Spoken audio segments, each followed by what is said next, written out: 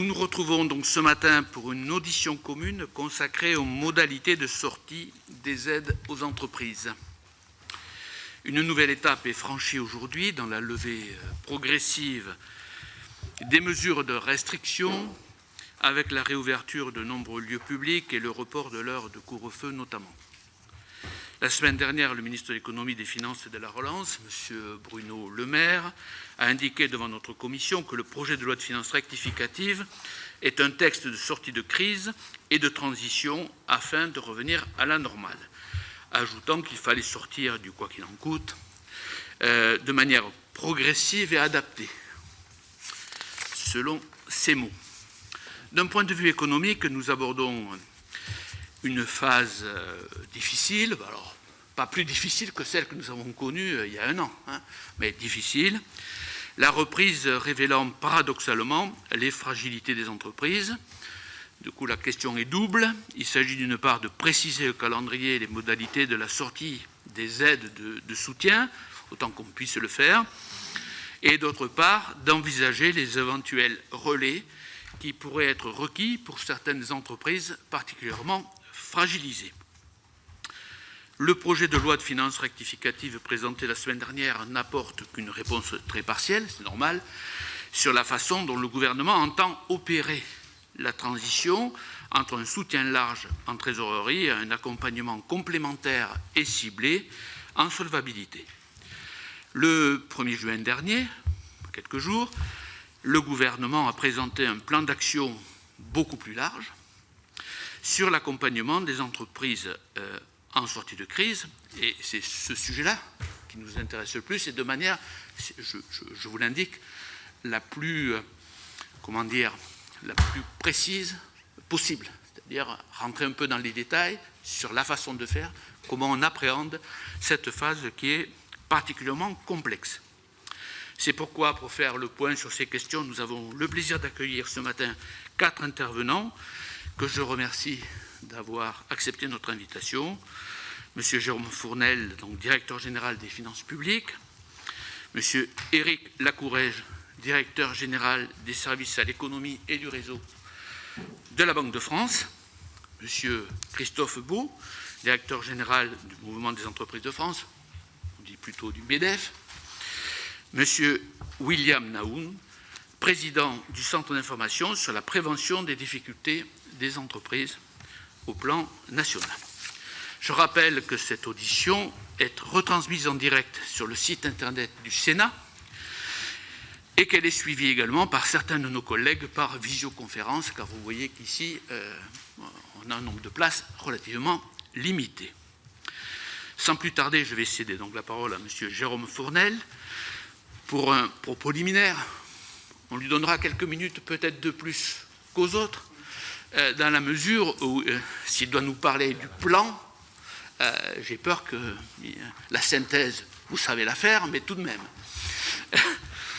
Et sinon, l'ordre de grandeur, c'est autour de 10 minutes, de manière à laisser, après, vous avez toujours un temps de questions qui permet de revenir de manière plus précise sur tel ou tel sujet. Donc, évidemment, M. Fournel, vous nous parlerez évidemment de l'évolution des mesures de soutien aux entreprises mises en œuvre par la DGFiP, mais aussi donc des grands axes du plan d'action gouvernementale en cours de déploiement. Comme j'ai d'ailleurs eu l'occasion de le faire le 1er juin, je profite de cette table ronde pour saluer devant mes collègues l'action et tout particulièrement la réactivité de la DGFiP sous votre autorité pour la mise en œuvre du plan de soutien. Je forme le vœu d'ailleurs que la phase qui démarre aujourd'hui connaisse finalement le même succès dans son implémentation, comme diraient les Américains, plus que les Français, que dans son développement. Voilà, je vous donne, Monsieur le Directeur, la parole tout de suite. Merci beaucoup, Monsieur le Président, Monsieur le rapporteur général, Mesdames et Messieurs. Je vais essayer de tenir le timing évoqué par le Président et puis ensuite, naturellement, avec mes collègues ici présents, répondre et essayer d'entrer dans les détails nécessaires. Peut-être un point de départ, c'est effectivement ce que rappelait le Président à l'instant, la mobilisation de la DGFiP pendant la crise, qui a été très forte. il y a eu, je faisais le bilan du nombre de dispositifs, de mesures de bienveillance fiscale qui ont été prises pendant la crise, impôt par impôt, et qui ne sont pas d'ailleurs terminées, puisqu'on continue à avoir des mesures de report, d'élargissement, des modulations d'impôts, etc. Il y en a plus d'une cinquantaine. Donc, je dirais, on a eu du travail de dentelle, si je puis dire, pour adapter les dispositions fiscales qui ont existé pendant la crise. Et je rajoute que, par ailleurs, on avait des dispositifs, c'est le cas avec le prélèvement à la source et les acomptes contemporains, notamment pour les indépendants, des dispositifs qui s'adaptaient, je dirais, à la demande, par ailleurs, des entreprises, à la réalité de leur situation économique et qui pouvaient eux-mêmes moduler. Naturellement, il y a eu toute la mise en place du Fonds de solidarité, qui n'est absolument pas terminée, puisque à l'heure où je parle, sur le mois, au titre de l'indemnisation du mois d'avril, nous sommes encore en train de payer des demandes, et nous sommes à près de 3 milliards, 2,8 milliards, voilà, et le Fonds de solidarité est en train de franchir ces jours-ci les 30 milliards de décaissement d'aide aux entreprises. Il faut je dirais, représenter les montants que cela représente. On est, je ne sais pas si on a déjà franchi les 30 milliards ou si c'est demain, mais on est tout proche de ce montant-là. Troisième temps, c'est effectivement toute l'action et qu'on va retrouver en sortie de crise, qui est celle des structures sur le territoire, notamment les CODEFI, qui sont les organismes qui, sur le territoire, rassemblent les parties prenantes économique autour à la fois du préfet qui préside le CODEFI et de son secrétariat permanent et qui est incarné par la DGFiP, mais avec nos amis de la Banque de France, avec naturellement les URSSAF et avec d'autres acteurs dont on reparlera dans un instant. Et ces structures-là, alors elles ont enregistré une multiplication par 3 des saisines pendant la crise. Curiosité, c'est que là où d'habitude, je dirais, il y a une translation entre ce qui se passe du côté des CODEFI et ce qui se passe ensuite en prise en charge des dettes fiscales et sociales via la conférence des chefs de services financiers, ce qu'on appelle la CCSF, présidée pour le coup par le directeur départemental des finances publiques et qui rassemble au fond les créanciers publics. Eh bien, au contraire, du côté de la CCSF, le nombre de dossiers par rapport à une moyenne normale a été plutôt divisé par 2. Donc on avait en réalité un niveau d'attention et de surveillance qui était très fort, mais une situation des entreprises sur le plan financier qui ne se traduisait pas par des défaillances. Et d'ailleurs, c'est ce qu'on retrouve, y compris dans les sujets de défaillance d'entreprise, avec des statistiques de défaillance d'entreprise qui ont été pendant l'année 2020 et début 2021 extrêmement faibles.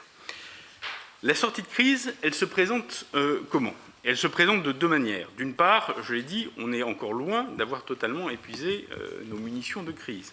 Et on l'a évoqué, le gouvernement est en train de prendre les décrets qui vont permettre de faire cette sortie des dispositifs d'urgence sur des logiques un peu en palier, progressives, pour éviter d'avoir un retrait trop rapide des dispositifs d'urgence, notamment du Fonds de solidarité, avec des logiques de faire perdurer le fonds à la fois sur le mois de mai. On va sortir demain, pour ne rien vous cacher, le décret, le dispositif, pardon, le formulaire d'indemnisation au titre du mois de mai. Donc le guichet sera de nouveau ouvert dans les mêmes conditions quasiment que sur le mois d'avril.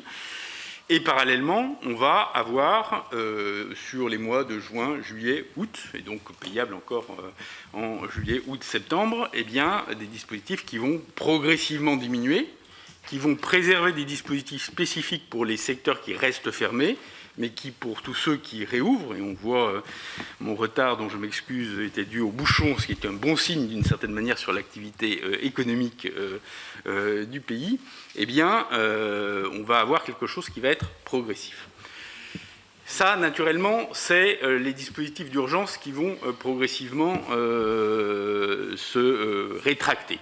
Et parallèlement, on a effectivement le plan qui a été annoncé par Bruno Le Maire il y a une semaine de cela, et qui vise, au fond, à se dire 3 choses. La première, c'est qu'il faut que les acteurs qui sont au contact des entreprises, et leurs représentants, bien entendu, travaillent ensemble. et qu'on ne pourra pas être sur une sortie de crise qui se passe bien si chacun fait cavalier seul. Et donc le premier acte, je dirais, du plan, c'est de mettre autour de la table, d'où cet accord de place qui a été formalisé avec la charte qui a été signée, et d'où, naturellement, l'association pleine et entière de tous les professionnels qui gravitent autour des entreprises, bien sûr des acteurs locaux, des collectivités territoriales également, et bien sûr des administrations, quelles qu'elles soient et quel que soit leur rôle. Pourquoi ça? C'est parce qu'au fond, il y a une chose dont on est certaine, c'est qu'on aura, on ne sait pas quand, mais il y aura des entreprises qui seront en difficulté. On peut estimer, y compris au vu de la robustesse de la reprise, que, je dirais, ça sera moins fort que ce que certains prédisent, mais objectivement, on n'est pas là pour faire des paris, on est là pour se préparer. Et donc l'idée, c'est d'être prêt. Et pour être prêt, il faut qu'on ait le maximum de signaux qu'on soit capable de capter. Et donc le premier sujet, c'est de capter très largement les signaux. Et pour ça, au niveau local, d'où ce comité départemental à la sortie de crise, qui incarne cette volonté d'associer la plus possible des parties prenantes, et d'où les dispositifs que l'on met en place, les rapprochements que l'on fait entre des outils qui préexistaient auparavant, mais qui étaient un peu séparés et fragmentés, pour avoir le maximum de capacité de détection des signaux de fragilité des entreprises. Le deuxième temps, et ça c'est le rôle du conseil départemental à la sortie de crise, qui sera un agent de la Direction générale des finances publiques, qui, je dirais, extrait, si je puis dire, de son rôle auprès du CODEFI, et qui va être renforcé de notre côté, à la fois par nos amis de l'URSSAF et puis par des agents propres à la DGFiP, de jouer le rôle d'orientation au maximum vis-à-vis des entreprises pour indiquer quel type de solution est adapté à elles, sur la base naturellement des informations qui seront collectées et sur la base naturellement d'un principe de confidentialité pour elles, parce que c'est un des sujets, et on va le retrouver dans le troisième type de sujets qui sont les solutions qui ont été élargies à l'occasion de ce dispositif de sortie de crise. On a des solutions bien sûr qui sont de nature financière. Donc on avait déjà des prêts du FDES, des prêts participatifs, on avait déjà un certain nombre de dispositifs qui existaient. On a tout ce que j'ai évoqué antérieurement sur les mesures de report d'échéances fiscales, sociales, avec des reports qui peuvent aller jusqu'à 48 mois dans le cadre de procédures, notamment devant la CCSF, et qu'on a allongé de manière en tout cas très volontariste à 36 mois, même sans procédure auprès des créanciers publics. Donc on est vraiment dans des mesures qui, de ce point de vue-là, sont très allantes sur, y compris l'accompagnement pour des entreprises qui sont en difficulté. On a tout un champ nouveau qui s'est mis en place et qui est d'essayer de maximiser tout ce qui a trait à la prévention et à l'accompagnement dans des procédures raccourcies de 3 mois, notamment, dit dispositif de sortie de crise, pour faire en sorte que les entreprises n'aient pas peur d'aller et de rencontrer les juges, si je puis dire, et qu'elles n'aient pas peur de se faire déposséder de leur activité et de leur propriété de l'entreprise, mais qu'elles soient bien dans une logique où elles se disent « je vais rencontrer là des gens qui vont m'aider à remonter sur mon cheval, j'étais sain avant la crise, j'ai connu des difficultés ». Et on me met, y compris avec effectivement des restructurations de dettes derrière, mais on me met en situation de reprendre mon activité. Il y a tout ce paquet-là, et naturellement, c'est l'intérêt de l'accord, et je vais conclure par là pour ne pas être trop long, c'est l'intérêt de l'accord avec toutes les parties prenantes, c'est qu'au fond, tout le monde accepte de jouer le jeu. À la fois, bien sûr, la justice, d'où d'ailleurs le fait que la charte a été co-signée, et la mission nationale confiée à Gérard Poivadel a été également co-signée par le garde des Sceaux, mais plus largement parce que les acteurs, que ce soit les AJMJ, que ce soit les gens qui peuvent avoir un mandat de l'entreprise pour aller essayer de faire soit de la conciliation, soit de la restructuration de dettes privées, eh bien, tout cela, ils se mettent autour de la table et ils essayent à la fois de limiter, je dirais, les montants qu'ils demandent et le coût des prestations qu'ils fournissent, et donc ils se sont engagés sur des tarifs intéressants pour les entreprises, parce que là on vise un tissu d'entreprise très large et très petit, donc par conséquent il ne faut pas que ces tarifs-là effrayent, et que surtout ils se disent je suis dans des mains qui vont essayer de me sortir avec l'ensemble des solutions mises sur la table par les pouvoirs publics. Voilà grosso modo, en tout cas la philosophie, à défaut d'entrer encore totalement dans le détail, mais on en reparlera probablement. Sûrement, monsieur le directeur. Nous en reparlerons dans le détail. C'est même l'objet de cette table ronde et des questions souvent de mes collègues, je le crois. Donc maintenant, je cède la parole à monsieur Éric Lacourège, que j'ai présenté tout à l'heure pour la Banque de France, qui pourra revenir sur la situation financière des entreprises françaises et leur capacité peut-être à tirer parti de la reprise de l'activité, et puis tout point, évidemment, en lien avec notre propos de ce matin. Monsieur le directeur. Monsieur le Président, Monsieur le rapporteur général, Mesdames, Messieurs, merci beaucoup. Donc je me propose de partager, donc je vais essayer d'être succinct, même si j'ai beaucoup d'informations, y compris chiffrées, à vous donner. Mais donc je me propose de partager avec vous quelques réflexions issues de l'analyse que la Banque de France a pu mener dans les dernières semaines sur la situation du tissu productif français.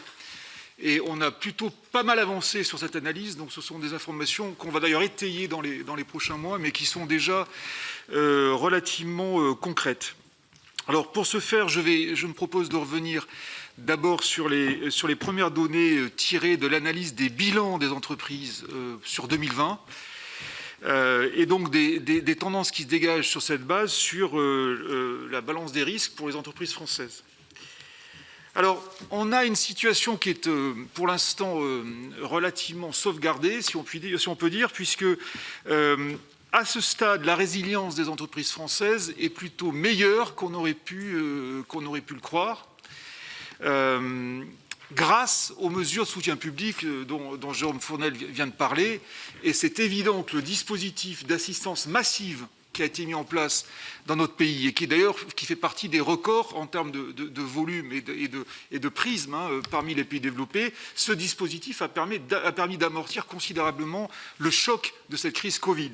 D'où une photographie à ce stade de la situation des entreprises françaises qui est plutôt positive. Mais je parle bien à ce stade et je vais détailler. Je détaillerai aussi, ou je reviendrai assez rapidement sur les enjeux de soutien des entreprises donc en sortie de crise et comment on les voit à côté Banque de France, puisque c'est un des points importants de notre débat. Et d'ailleurs, je ferai aussi un petit focus sur ce que la Banque de France peut apporter dans ce dispositif de soutien. Alors, premier point important dans l'analyse, quelle est la photographie de la santé financière de nos entreprises au travers des bilans 2020 des entreprises.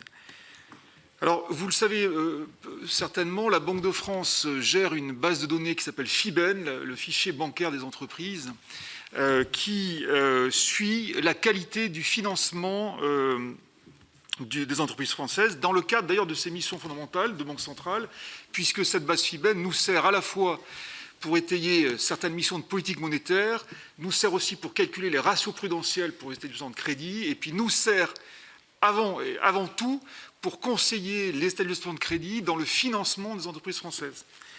Alors, cette base, là où on fait le focus aujourd'hui en termes d'analyse, c'est sur les encours de crédit qui sont déclarés par les établissements de crédit à l'ensemble des entreprises. Et donc derrière, bien sûr, on fait le focus aussi sur les comptes financiers. Nous produisons, et c'est le travail que nous faisons chaque année, une analyse financière individuelle de toutes les entreprises françaises au-dessus de 750 000 € de chiffre d'affaires. Ça représente une grosse partie du PIB, pas l'ensemble, puisque bien sûr, TPE, PME en dessous, on ne les a pas, si je puis dire, dans notre radar. Ceci dit, avec ce prisme, 750 000 € de chiffre d'affaires et au-dessus, nous avons une visibilité assez large de l'état de l'économie. C'est un thermomètre qui est précieux.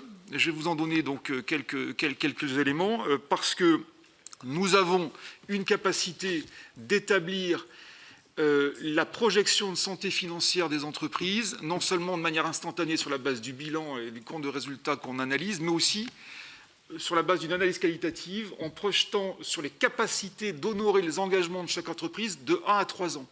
Donc c'est sur le futur proche. Et donc ça, c'est assez précieux en sortie de crise pour voir comment les entreprises peuvent négocier leur sortie de crise.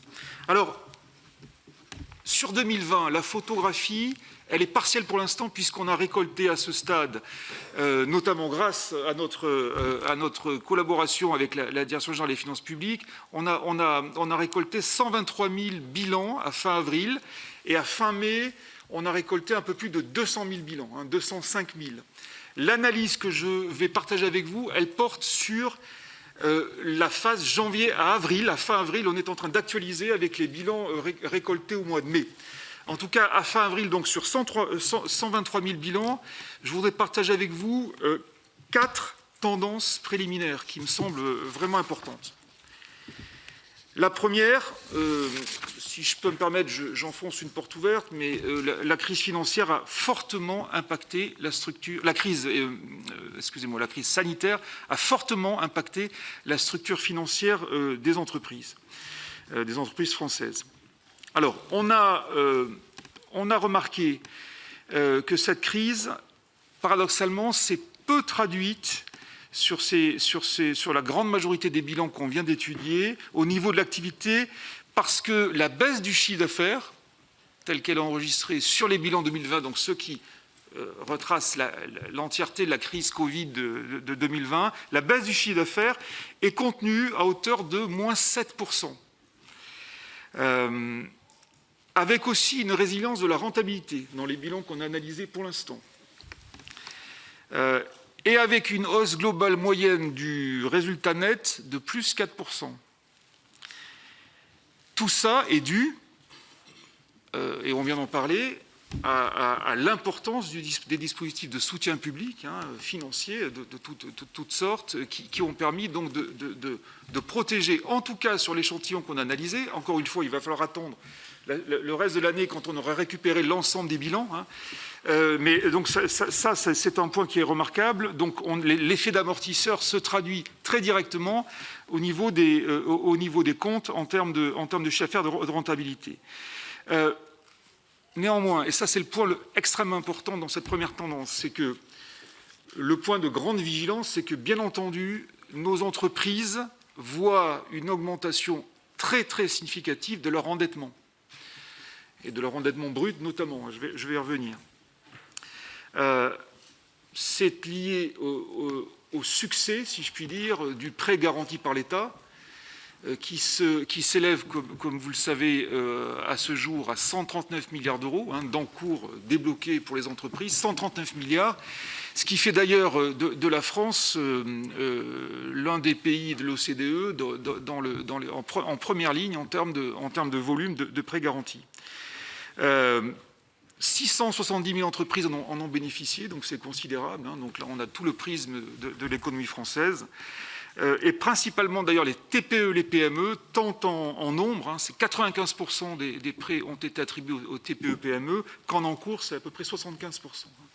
Voilà, donc cette première tendance, en demi-teinte si je puis dire, situation financière instantanée plutôt positive, mais structurellement une aggravation de l'endettement, bien entendu, qui est liée au volume massif de PGE.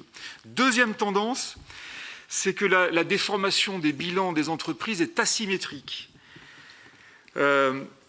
Du côté des actifs, on remarque que la majorité des entreprises étudiées, quasiment 75%, affichent une augmentation de leur trésorerie.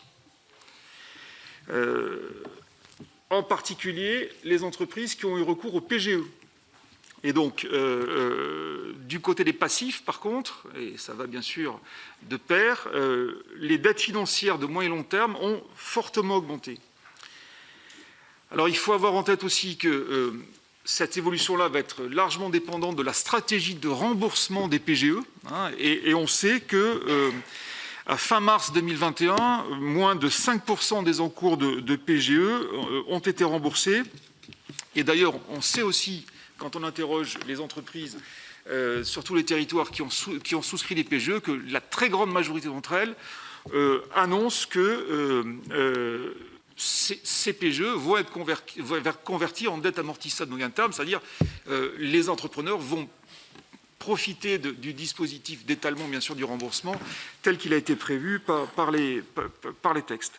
Alors, troisième tendance importante, et là, je voudrais insister là-dessus, nous notons une différence marquée en termes de santé financière entre les secteurs d'activité divers qui font notre tissu productif. Là aussi, c'est presque une évidence parce qu'on en a parlé beaucoup et on l'a vu dans le déroulement de la crise. Et les entreprises qui ont accumulé de la trésorerie ne sont pas nécessairement les mêmes que celles qui ont accumulé des dettes. Nous notons, et ça c'est un facteur très important, que beaucoup d'entreprises ont augmenté leur niveau de trésorerie, notamment via les PGE, à titre de précaution. Et donc ça se traduit dans le volume en valeur absolue de l'évolution de la trésorerie des entreprises françaises. Et ce qui fait aussi, bien sûr, que si on parle de dette brute, on voit qu'elle a considérablement augmenté. Je pourrais vous redonner les chiffres. Par contre, si on raisonne en dette nette, donc dette brute moins trésorerie, là, la situation est relativement plus contenue. On analyse, et c'est ça qui est important de regarder, et on est en train d'affiner cette analyse. On sera en mesure d'ailleurs, d'ici une quinzaine de jours, de diffuser une étude détaillée là-dessus. On est en train d'analyser dans la population des entreprises qui a vu à la fois son endettement augmenter et sa trésorerie baisser, parce que c'est ça le secteur à risque pour notre économie. On est en train donc d'affiner l'analyse et d'identifier ces entreprises. Et donc sur l'ensemble des entreprises françaises, et donc sur la base des bilans qu'on a analysés, il faut encore une fois attendre que les autres bilans nous arrivent pour qu'on étaye cette analyse. On estime qu'à peu près 13% des entreprises sont dans une zone vraiment à risque. Et ce sont celles sur lesquelles il va falloir concentrer nos efforts d'attention et de soutien pour passer la vague de la sortie de crise. Je pourrais, si vous le souhaitez, y revenir. Quatrième tendance, les défaillances d'entreprises. Jérôme Fournel en a parlé. Nous sommes aussi là dans quelque chose d'un peu contre-intuitif, mais qui est totalement explicable par l'ampleur des dispositifs de soutien public. Les défaillances d'entreprises sont moins nombreuses, d'environ 45% par rapport à la situation d'avant-crise, avant 2019. Et donc, ça ne préjuge pas de ce qui va se passer dans les prochains mois. Néanmoins, ça illustre encore une fois l'importance du soutien public. Donc c'est bien entendu lié à l'ensemble des dispositifs de soutien dont parlait Jérôme Fournel. Ces premières tendances donc, devront être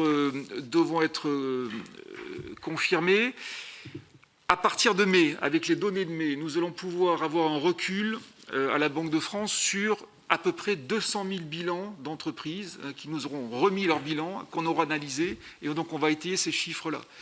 Nous serons aussi en mesure, à partir, donc sur les données de mai, et d'ici une quinzaine de jours, de préciser la population à risque. La population à risque, pour nous, elle est, quand on regarde notre cotation, dans les 3 niveaux de cotation intermédiaire, où la capacité à respecter les engagements est considérée comme étant assez faible ou correcte. Et dans ces 3 catégories-là d'entreprises, donc c'est un sous-ensemble bien sûr de toutes les entreprises qu'on cote, on considère que ces entreprises-là sont dans l'œil du cyclone, si je puis dire, en termes de capacité de rebond et de sortie de crise. Et c'est sur ces entreprises qu'il va falloir qu'on déploie notre attention. Voilà, alors ce que je voulais indiquer très rapidement, Monsieur le Président, et je ne veux pas monopoliser trop la parole, et je répondrai ensuite à des questions techniques si vous le souhaitez. Je voudrais signaler 2 choses importantes. Nous avons déployé en parallèle à l'ensemble des acteurs publics des dispositifs très forts de soutien aux entreprises. Le premier, dont bien sûr tout le monde a entendu parler, c'est la médiation du crédit, puisque nous sommes intervenus avec tous nos directeurs départementaux qui sont médiateurs dans chaque département pour étudier, recueillir les demandes des chefs d'entreprise qui n'avaient pas eu droit à des financements bancaires ou qui avaient eu un refus de leur banquier. Et je voudrais signaler que sur la médiation du crédit, nous avons multiplié l'an dernier par 14 le nombre de nos interventions. Nous sommes passés en croisière à peu près à 1000 dossiers traités par an, à 14 000 dossiers. avec un taux de succès de la médiation, donc en fait d'attribution d'un prêt par le banquier in fine suite à notre intervention de 50,2%. Donc ça a été plutôt une opération très, très, très importante, essentiellement du PGE. C'était le sujet de l'année dernière. Donc ça, la médiation continue cette année à un rythme assez élevé. Nous avons traité plusieurs milliers de dossiers déjà en début d'année. Et donc on voit très bien que le sujet de la sortie de crise reste critique en termes de financement pour de nombreuses entreprises et qui viennent nous voir. Deuxième point, et j'en arrêterai là ensuite, je voudrais aussi signaler que nous avons mis à disposition des chefs d'entreprise, et on a fait pas mal de publicité là-dessus, un service de soutien qui s'appelle correspondant TPE-PME dans chaque département. Nous avons une ou plusieurs personnes dans chaque département qui est à l'écoute des chefs d'entreprise, à la fois pour faire des diagnostics financiers individualisés à partir d'outils d'analyse financière, pour aider les entrepreneurs à y voir clair sur leur trajectoire, et aussi pour orienter ces entrepreneurs vers l'ensemble des interlocuteurs de la sphère financière, économique ou judiciaire d'ailleurs, de manière à leur permettre de négocier au plus tôt leur rebond. Monsieur le Président, je vous remercie. Merci, Monsieur le Directeur. Nous allons poursuivre maintenant avec Monsieur le Directeur du MEDEF, en lui disant que peut-être nous avons été collectivement un peu étonnés d'un article du président du MEDEF qui nous a paru extrêmement optimiste sur la sortie de crise et sur les difficultés éventuelles. En tout cas, c'était la tonalité générale, ce qu'on peut comprendre quand on veut d'ailleurs pousser l'économie. Il y a toujours un discours plutôt positif à mener. Mais est-ce qu'aujourd'hui, vous situez les choses avec, selon un peu la typologie d'entreprise, les secteurs d'activité? Enfin, je vous passe la parole sur cette question générale. Merci, Monsieur le Président, Monsieur le rapporteur général, Mesdames et Messieurs les sénatrices et sénateurs. Je ne sais pas exactement à quel article vous faites allusion, Monsieur le Président, parce que mon président s'exprime beaucoup. Voilà. Mais j'ai en tête son interview de ce matin dans Les Échos, qui donne une tonalité, comme vous dites, assez optimiste sur la reprise, et sans doute y a-t-il derrière cela la volonté d'accompagner, d'encourager les entreprises, mais où il signale aussi un certain nombre de facteurs de risque, en particulier sur l'emploi, c'est-à-dire la difficulté pour beaucoup d'entreprises à trouver des salariés en face de leurs besoins. On pense en particulier à la restauration, hôtellerie, et aussi un deuxième facteur de risque qui est celui de tensions inflationnistes qu'on voit réapparaître, notamment sur les matières premières, qui peuvent affecter en particulier le bâtiment. On voit ici ou là des matériaux de construction augmenter de 30%, avec des risques parce que le bâtiment est confronté à des contrats qui se chiffrent en années et dont les prix sont fixes et qui sont difficiles à renégocier malgré la hausse des matières premières. Donc il y a quand même des facteurs de risque dans l'économie que le MEDEF ne sous-estime pas. Bien sûr, il y a le souhait partagé que notre économie reparte le plus vite possible, donc c'est peut-être pour ça que vous avez eu cette perception. Si je complète maintenant les propos tenus par le directeur général des finances publiques et le directeur général à la Banque de France, la tonalité va être globalement un peu plus ambivalente, je dirais. Et c'est bien normal, chacun est dans son rôle, l'État défend son action, les utilisateurs ont une approche un petit peu plus balancée. Je voudrais revenir un peu en amont sur les mesures de compensation qui ont été prises pendant la crise, pour m'associer à ce que vous avez dit en propos liminaire, Monsieur le Président, qu'on salue l'effort remarquable qui a été déployé par les administrations, en particulier celle de Bercy, et en particulier la DGFiP, pour accompagner les entreprises dans toutes les mesures de compensation qui ont été prises. Je les appelle mesures de compensation et non pas aide ni soutien, puisqu'on sait tous que l'économie française se portait très bien fin 2019, début 2020, et que ça n'est qu'à cause de décisions, par ailleurs légitimes, dans le domaine sanitaire, qu'on a connu ce retournement de conjoncture. Et par conséquent, il était bien normal que la puissance publique vienne compenser les effets des décisions qu'elle avait été par ailleurs obligée de prendre. D'ailleurs, on voit les résultats de cette action remarquable puisque le nombre de défaillances a chuté en 2020 et que la montée du chômage a été au fond d'un tiers de celle qu'elle a été dans la crise de 2008-2009. On a seulement entre guillemets perdu un peu plus de 300 000 emplois contre 1 million dans la précédente crise. Donc on voit que le dispositif a été efficace. Deuxièmement, au MEDEF, on est tout à fait favorable à la stratégie de réduction progressive de ces mesures de compensation. Parce que mon président l'a aussi dit à plusieurs reprises, il faut que le quoi qu'il en coûte trouve à un moment donné sa solution, au sens chimique du terme, et finisse par laisser la place à l'économie normale, si j'ose dire. Donc on a été consulté en son temps par le ministre sur les mesures de dégressivité du Fonds de solidarité, sur le fait de restreindre aussi l'activité partielle pour encourager les entreprises à signer davantage de ce qu'on appelle les APLD, les accords d'activité partielle de longue durée, qui est d'ailleurs une proposition à l'origine du patronat qui a été mise en place à notre initiative.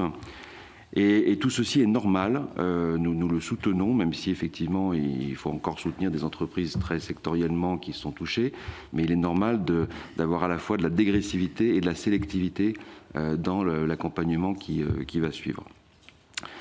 D'ailleurs, je dis au passage que l'activité partielle, comme vous le savez, a coûté très cher aux finances publiques, elle a coûté aussi très cher aux finances de l'UNEDIC, qui porte un tiers du coût du chômage partiel. Ça a représenté près de 8 milliards d'euros. Ça contribue donc lourdement au déficit de l'UNEDIC. C'est pourquoi, notamment, nous attendons avec impatience la mise en œuvre de la réforme de l'assurance chômage. Vous savez qu'elle est un peu en balance aujourd'hui avec des décrets du gouvernement qui sont attaqués contre l'État. Je le dis par parenthèse, mais de notre côté, nous souhaitons vraiment que cette réforme puisse entrer en vigueur de manière à contribuer au rétablissement des finances de l'UNEDIC. Et c'est aussi une façon de donner des gages de stabilité aux entrepreneurs sur la façon dont les grands systèmes sociaux sont gérés à moyen et long terme. Et c'est ça aussi qui contribue à la confiance et à la reprise. Alors j'en viens maintenant au cœur de votre question, qui est les outils d'accompagnement de la sortie de crise. En fait, je voudrais dézoomer un petit peu parce qu'il y a ce qui a été annoncé la semaine dernière à Bercy, et vous y étiez, Monsieur le Président, de dispositifs pour favoriser en quelque sorte la détection des difficultés en amont et permettre des procédures collectives adaptées, assouplies. Et ceci est un élément tout à fait majeur. Mais il n'y a pas que ça dans le dispositif. Donc il faut ne pas oublier les autres éléments qui peuvent contribuer à la sortie de crise. Le premier, je l'ai mentionné tout à l'heure, c'est le fait de continuer à avoir des compensations, vous voyez, je suis moi-même pris par le vocabulaire, des mesures de compensation sélectives pour certains secteurs dont la reprise sera plus lente que d'autres. Monsieur Lacourège l'a bien dit, tous les secteurs ne sont pas à la même enseigne face à la sortie de crise. On pense en particulier au tourisme ou à l'événementiel, pour lequel la reprise sera particulièrement lente, malheureusement. Bon, donc il faut continuer ces dispositifs sélectifs. Deuxièmement, si on veut prévenir les difficultés en amont, avant même d'imaginer des dispositifs de procédures collectives améliorés, il faut éviter que les entreprises se retrouvent là. Et vous avez le PLFR qui va bientôt arriver devant vous.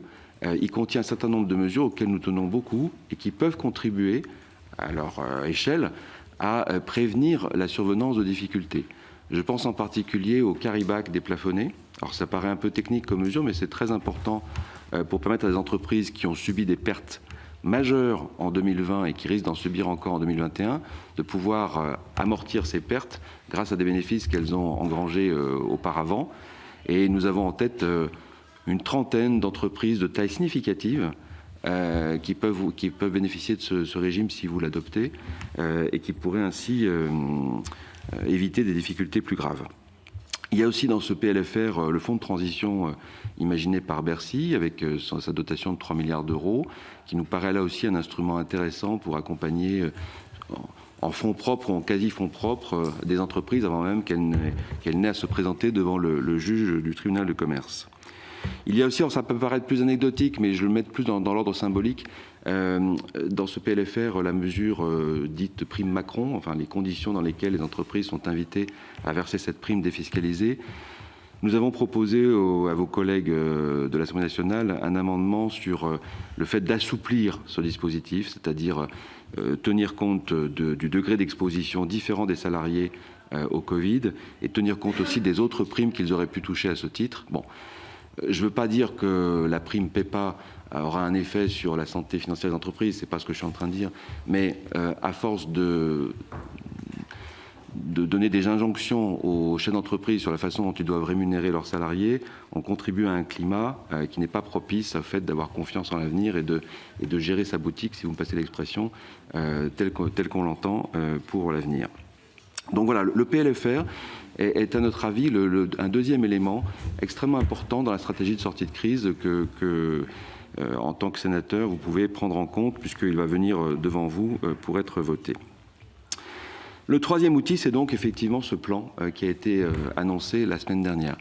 Alors, un petit détour par la méthode. Jérôme l'a appelé accord de place, effectivement, c'est comme ça qu'il s'appelle. C'est plutôt une décision de l'État à laquelle on a attrait ensuite les professions du chiffre et du droit, hein, puisque la durée de concertation a été extrêmement réduite, je tiens à le souligner. De même que le vote nuitamment d'un amendement au projet de loi sur la sortie de crise introduisant ces nouvelles dispositions sur les procédures collectives n'a pas été du tout précédé d'une quelconque concertation avec les partenaires sociaux. Bon, je le déplore comme ça au passage. Après tout, l'urgence fait loi et on n'est pas hostile à ce dispositif qui a été voté. Mais si on avait été consulté auparavant, on aurait suggéré quelques petites amodiations qui auraient pu être prises en compte. Alors, pour reprendre le terme de philosophie qu'a utilisé Jérôme, oui, du côté du MEDEF, on est plutôt d'accord avec cette philosophie. D'ailleurs, Geoffroy Roux de Bézieux l'a dit la semaine dernière à Bercy. L'idée de détecter en amont et de permettre aux entreprises d'avoir une approche plus fluide de la procédure collective et donc moins traumatisante nous paraît une très bonne idée. Et le fait de prendre les devants est évidemment une bonne chose. Le président du MEDEF a utilisé l'expression latine « civis pacem parabellum », donc qui veut bien dire ce qu'elle veut dire. Et on est tout à fait dans ce registre-là. Néanmoins, il a aussi souligné la semaine dernière, vous vous en souvenez sans doute, Président, deux inconvénients. Le premier, c'est que psychologiquement, les entreprises ont quand même encore une difficulté à aller vers le tribunal de commerce. Ça reste pour les employeurs quelque chose d'extrêmement traumatisant. Alors, tout ce qui peut être fait à la fois en termes de coûts sur les procédures, en termes de facilité d'accès aux différentes professions qui accompagnent les chefs d'entreprise et qui donc se trouvent dans ce dispositif avec les engagements des uns et des autres, des différentes professions concernées, va dans le bon sens. Mais néanmoins, il faut être tous conscients qu'il y a toujours cet obstacle psychologique qui est très présent chez les employeurs. Le deuxième minorant, si j'ose dire, à ce dispositif, c'est qu'au fond, on espère, nous, du côté du MEDEF, qu'il sera très peu utilisé. Bon. C'est vrai qu'on peut craindre qu'après une très forte baisse des procédures collectives en 2020, il y ait une sorte de reprise. Mais en fait, nous, on ne croit pas tellement à ce mur des faillites qui est annoncé par certains. On pense au contraire que certes, la structure financière des entreprises a été profondément bouleversée, le représentant de la Banque de France vient de le dire, mais en même temps, nous ne pensons pas que les PGE aient été distribués de façon inconsidérée. Nous ne pensons pas qu'ils aient bénéficié des entreprises zombies qui, du coup, se retrouvaient dans l'incapacité de les rembourser. Parce qu'il y a eu quand même ce filtre fait par les banques et que les PGE ont été accordés à des entreprises qui étaient quand même normalement en mesure de le rembourser. Donc on verra ce que donne dans le temps le taux de sinistralité du PGE, c'est une grande inconnue bien entendu, mais nous espérons ou nous ne pensons pas, enfin les deux éléments se combinent, qu'il n'y aura pas donc de recours massif à cette procédure, même si il valait mieux la mettre en place que pas. Donc, le dernier élément que je voudrais mentionner comme élément de contexte important pour la sortie de crise, c'est la confiance.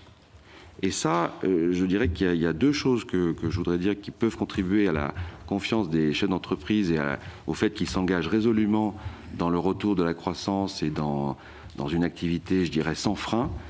C'est d'une part que le gouvernement confirme qu'il n'y aura pas de hausse d'impôts.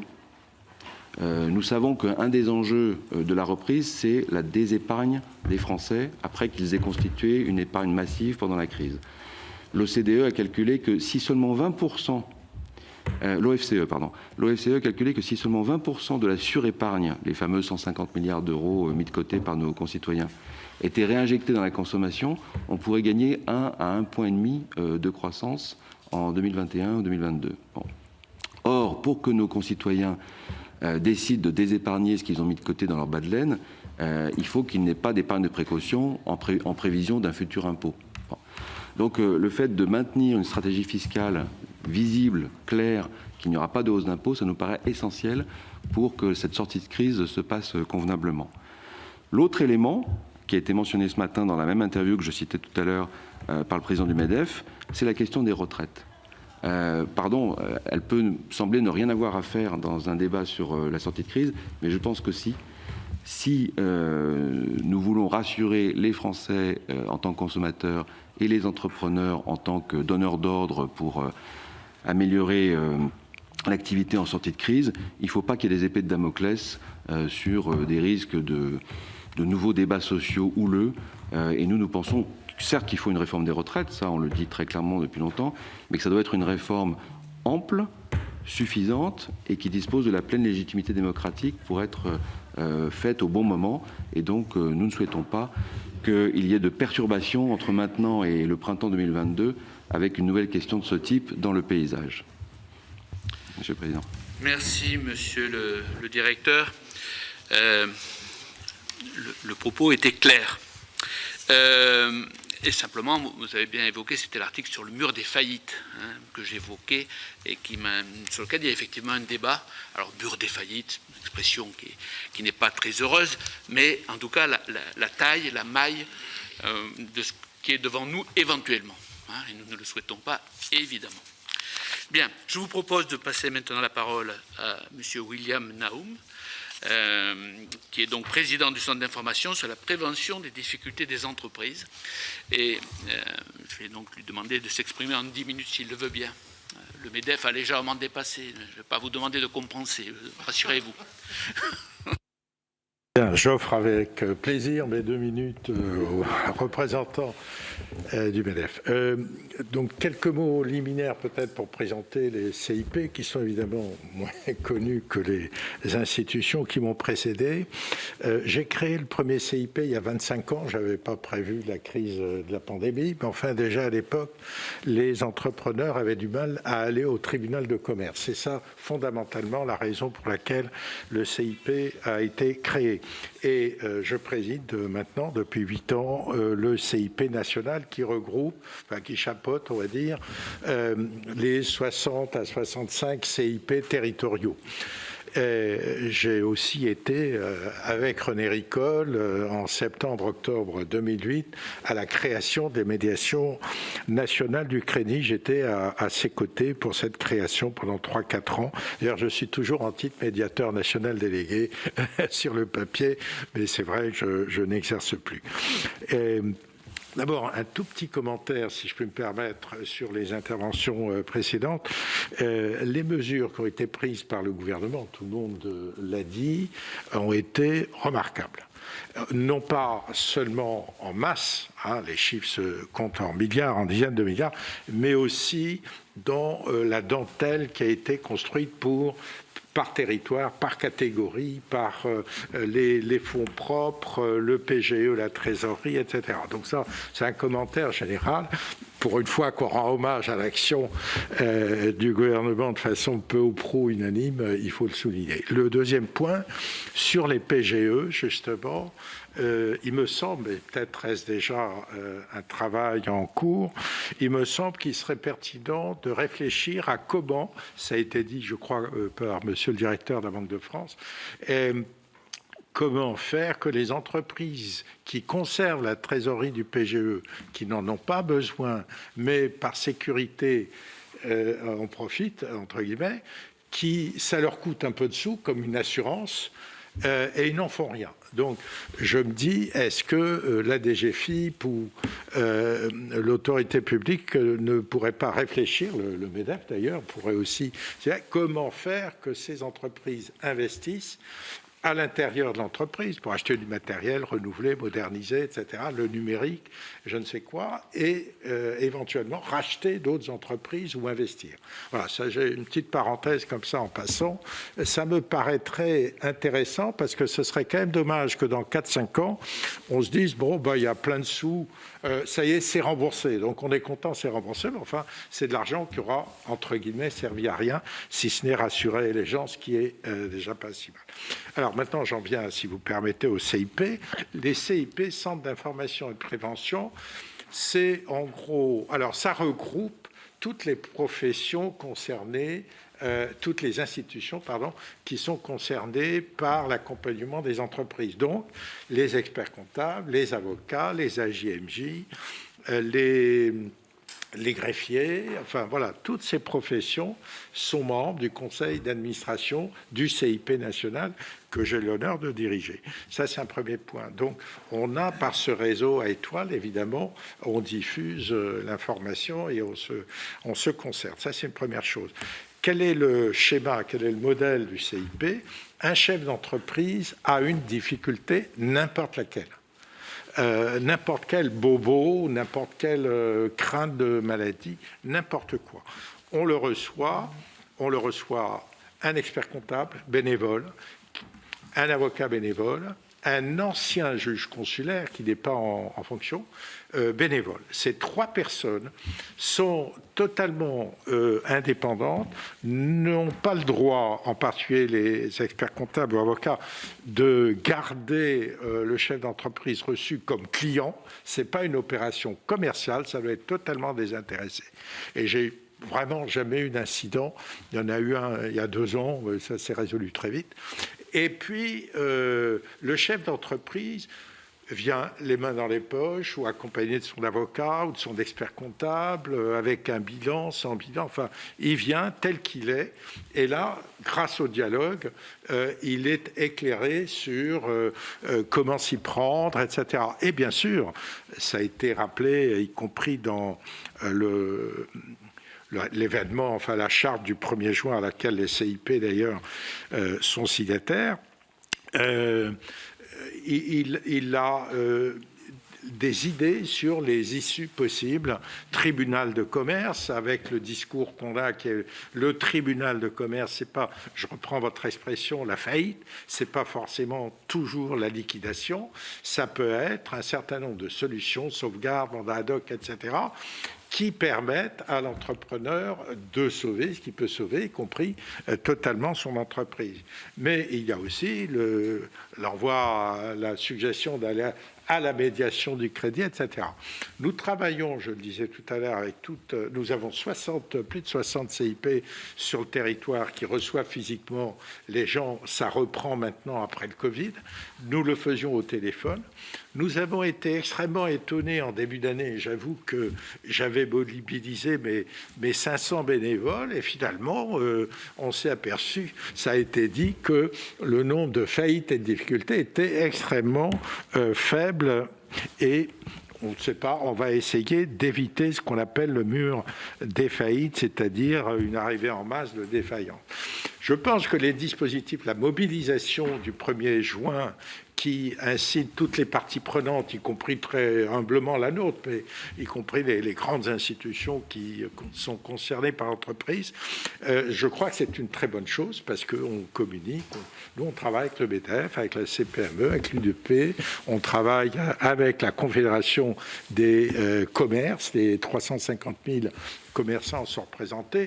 Nos clients, entre guillemets, ce sont des petites entreprises, les peut-être moins de 750 000, les toutes petites qui n'ont pas forcément toujours des experts comptables et tout. Je suis par ailleurs président du comité prévention de l'ordre des experts comptables. J'étais président de l'ordre des experts comptables il y a longtemps. Et à ce titre, avec les autres services de l'ordre, on a mis en place un autodiagnostic. Je le signale parce que les gens qui nous écoutent pourraient être intéressés. Une entreprise qui n'a pas d'expert comptable peut s'adresser à l'Ordre national des experts comptables pour bénéficier d'un autodiagnostic, y compris avec l'accompagnement d'un expert comptable bénévole. Donc c'est vraiment tout à fait inédit qu'une institution représentative le fasse. J'ai des contacts aussi avec le barreau de Paris, etc. etc. Voilà. Donc j'en reste là, mais évidemment, s'il y a des questions, je serai heureux d'y répondre. Merci, merci monsieur le... Oh, formidable. À peine. Merci monsieur le Président, merci à vous tous pour... ouvrir ce débat avec des éléments tout à fait importants. Pour ma part, je l'avais dit d'ailleurs, je crois, la semaine dernière, j'ai deux interrogations. Alors la première, c'est la vision dette brute, dette nette, qui est un élément macroéconomique réel, mais qui ne dit rien, mais vous l'avez reprécisé, qui ne dit rien en réalité de la répartition. La question qui est majeure, on peut avoir des entreprises qui ont des PGE très importants, qui ne les utilisent pas et qui n'en auront pas besoin. Hein, on a cité ce cas, et on en connaît, et qui d'ailleurs les rembourseront quelquefois assez rapidement. Et j'en connais également dans ma région, même des plus petites, qui vont le rembourser immédiatement. On a le cas inverse, c'est-à-dire des gens qui ont bénéficié de PGE et qui les ont déjà consommés intégralement. On a donc des liens dette-trésorerie qui sont très disparates. Donc vous l'avez cité, vous avez dit, il y a 13% des entreprises qui sont dans un cas, donc très grande augmentation de la dette, grande baisse de la trésorerie, et donc c'est la première cible. Mais j'en vois d'autres, et notamment je vois, je l'ai cité lundi dernier, les questions qui sont liées à la reprise. Et dans la reprise, tout d'un coup, on revient à l'état normal de l'entreprise, c'est-à-dire que les salaires doivent être payés, les charges doivent être payées, etc. Et il y a des difficultés sur la facturation, c'est-à-dire sur les rentrées. Et pourquoi il y a des difficultés sur les rentrées? Parce qu'un certain nombre d'entreprises n'arrivent pas à produire définitivement leurs produits.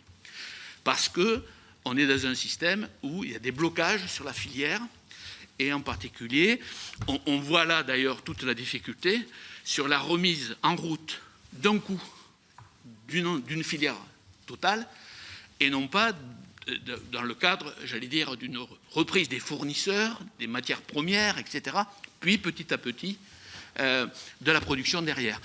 Or, ce système est embouteillé de manière très forte aujourd'hui dans certains domaines où les producteurs initiaux, si je puis dire, qui sont les plus en amont, ne sont pas capables de fournir ceux qui sont le plus en aval, ce qui veut dire qu'on a des besoins de fonds de roulement plus importants et donc des besoins de trésorerie qui peuvent augmenter de manière très forte. Donc ça, c'est des sujets, me semble-t-il, très concrets, et moi qui prends l'avion toutes les semaines pour venir ici, dans chaque avion, je peux vous le dire, j'ai toujours deux chefs d'entreprise pour venir me dire tout de suite est-ce que vous allez faire quelque chose sur ce sujet-là?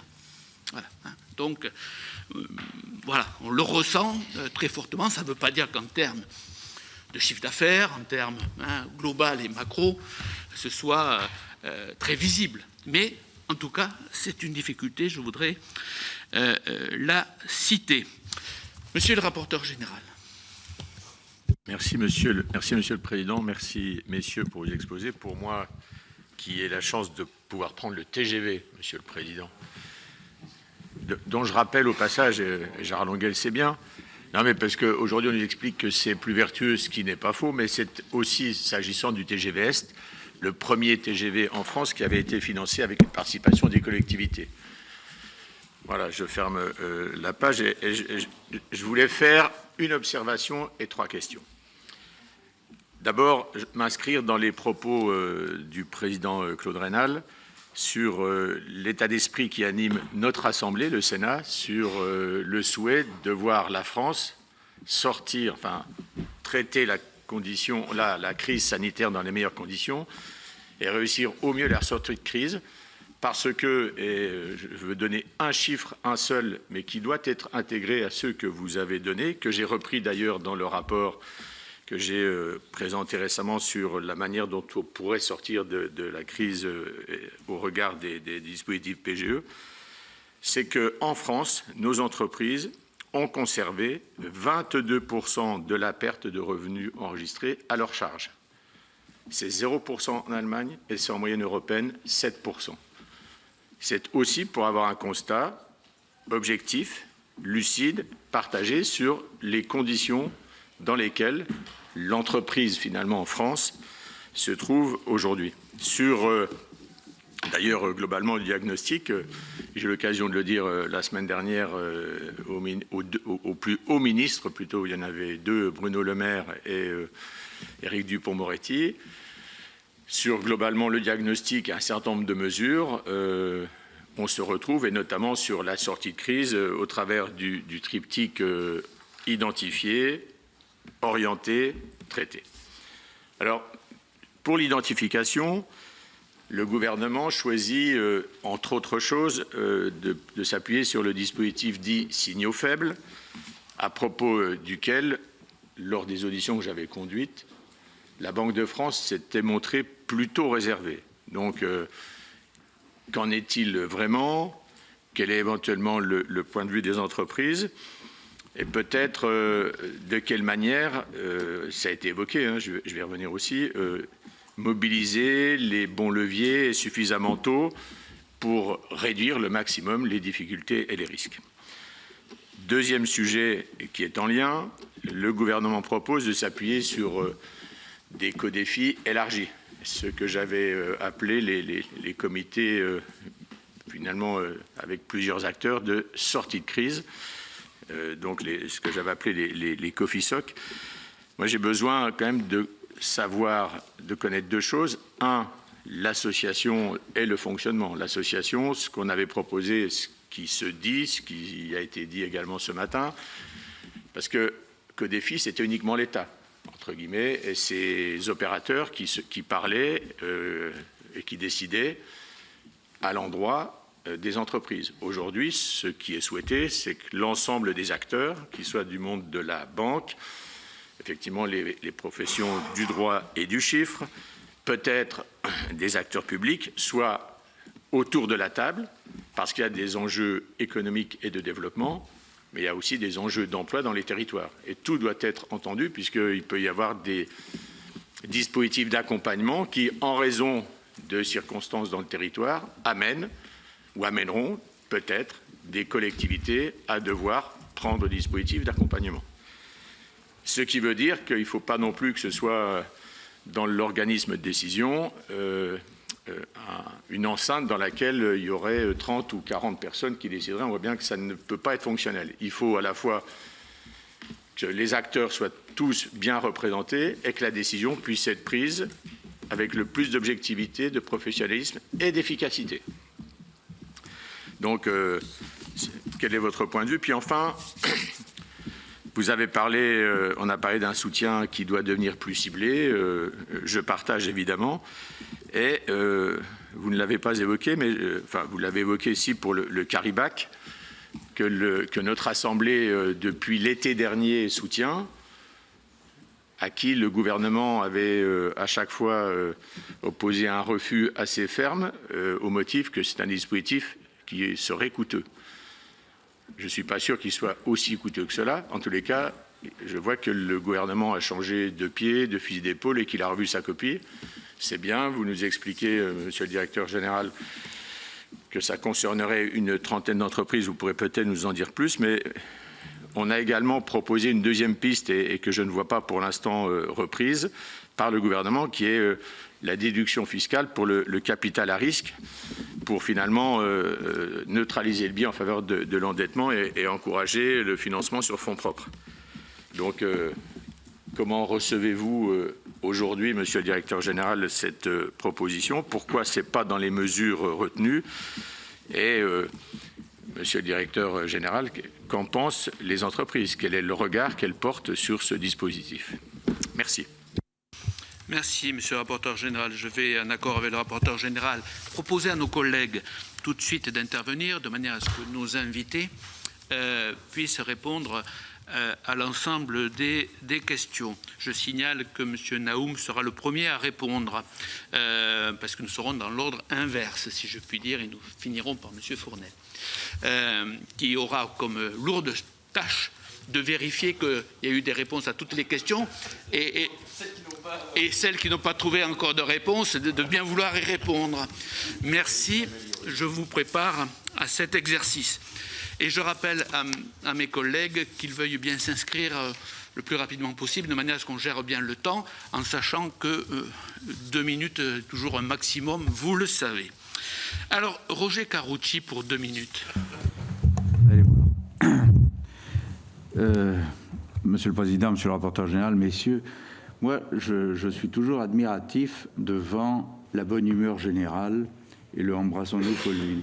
On a l'impression qu'il ne s'est quasi rien passé et que tout le monde dit on sort de la crise, c'est terminé, et on s'en sort bien. On s'en sort même très bien. Alors, je ne doute pas que, naturellement, j'étais favorable, on les a votés d'ailleurs, à tous les PLFR apportant des aides aux entreprises et tout, mais il y a un bilan à la fin. Le bilan, c'est que l'État est beaucoup plus endetté, c'est que les collectivités locales sont exsangues, et c'est que les entreprises, malgré tout, on l'a dit tout à l'heure, sont plus endettées qu'elles ne l'étaient il y a 2 ans. Alors, est-ce que, bien sûr, il y a la reprise là, mais est-ce que quand même, au-delà de 2021, avec l'espèce de sourire de tous, d'espérer sortir de la pandémie en espérant bien qu'il n'y ait pas de 4e vague, auquel cas tous nos calculs seront à nouveau faux. Mais est-ce que ça ne veut pas dire quand même que sur 2022, 2023, 2024, vous allez avoir un État qui, par définition, plus endetté, ayant eu des déficits lourds en 2020-2021, va bien sûr devoir à un moment considérablement réduire la voilure, donc ses investissements. Est-ce que les collectivités locales elles-mêmes exsangues ne vont pas être dans la même situation? Et est-ce qu'en réalité, on ne va pas avoir une embellie là, peut-être au 2e semestre 2021, peut-être début 2022, mais avec le contre-coup dans les années qui viennent, parce que forcément, c'est un tout. Les acteurs privés, les acteurs publics, tout le monde contribue à l'économie. Si les acteurs publics sont extrêmement endettés et les taux d'intérêt remontent, et si les acteurs privés, certes, sont en convalescence, mais quand même plus endettés qu'ils ne l'étaient, est-ce que, au-delà de la bonne humeur générale pour la reprise 2021, est-ce qu'il n'y a pas un fort risque 2022-2023? Merci Roger. Sylvie Vermeillet en ligne. Sylvie. Bonjour Monsieur le Président, bonjour à toutes et tous. Alors j'ai bien pris connaissance du plan d'action sur l'accompagnement des entreprises en sortie de crise et j'aurai 2 interrogations sur 2 articles différents. Première interrogation sur l'article 13. L'État permet la possibilité de prêts participatifs exceptionnels pour les entreprises et ça pouvant couvrir les besoins en investissement et en fonds de roulement. Je m'étonne une fois de plus qu'on ne prévoit pas la question du financement du besoin en fonds de roulement. En sortie de crise, ça rejoint un peu l'exposé du président Reynal tout à l'heure, les entreprises, elles sont en redémarrage, elles doivent reconstituer leurs stocks, avec des stocks dont le coût des matières premières va être plus élevé, etc. Donc des stocks qui sont onéreux, elles doivent refinancer le décalage d'encaissement-décaissement entre les fournisseurs et les clients. Et donc, je ne vois pas de dispositif pour accompagner le besoin en fonds de roulement des entreprises. Je vois plus du financement de haut de bilan avec cette possibilité de financer le fonds de roulement, mais pas le besoin en fonds de roulement, et ça me semble important. Ou alors, est-ce que vous considérez que les excédents de trésorerie constitués par les PGE sont là justement pour financer le besoin en fonds de roulement? Mais à mon avis, ça mérite d'avoir une attention sur ce redémarrage en sortie de crise qui va nécessiter de la trésorerie pour les entreprises. Deuxième point sur l'article 15, vous avez la possibilité de mettre en place des plans d'appurement des dettes fiscales et sociales pour allonger ces dettes qui sont déjà consenties. Est-ce que ça veut dire qu'à ce stade, il n'y a aucun abandon de créances qui est prévu? Merci. Merci Sylvie. Michel Canevet, puis Stéphane Sautarel. Merci Monsieur le Président, merci à nos intervenants pour leur précision. Dans les Échos ce matin, le président du MEDEF disait que l'Europe, par sa capacité à nous unir à tout compte fait, était plutôt efficace. Oui, je pense que les actions qui ont été menées ont conduit à permettre à beaucoup d'entreprises de pouvoir surmonter la crise, et les chiffres qui ont été donnés tout à l'heure sont intéressants à cet égard. Je voulais tout d'abord savoir au niveau des PGE, si on a une idée du taux de mobilisation des PGE, c'est-à-dire quelle est la part des entreprises qui finalement ont souscrit des PGE, vous les avez dit un peu moins de 140 milliards, mais qui ne les ont pas utilisés. C'est déjà un élément qui permettra d'apprécier réellement la situation. Je voulais aussi savoir quels étaient les secteurs qui étaient les plus à risque dans les secteurs qui ont été identifiés. On peut penser que l'événementiel, par exemple, mais est-ce qu'il y a d'autres secteurs qui, globalement, sont identifiés très à risque.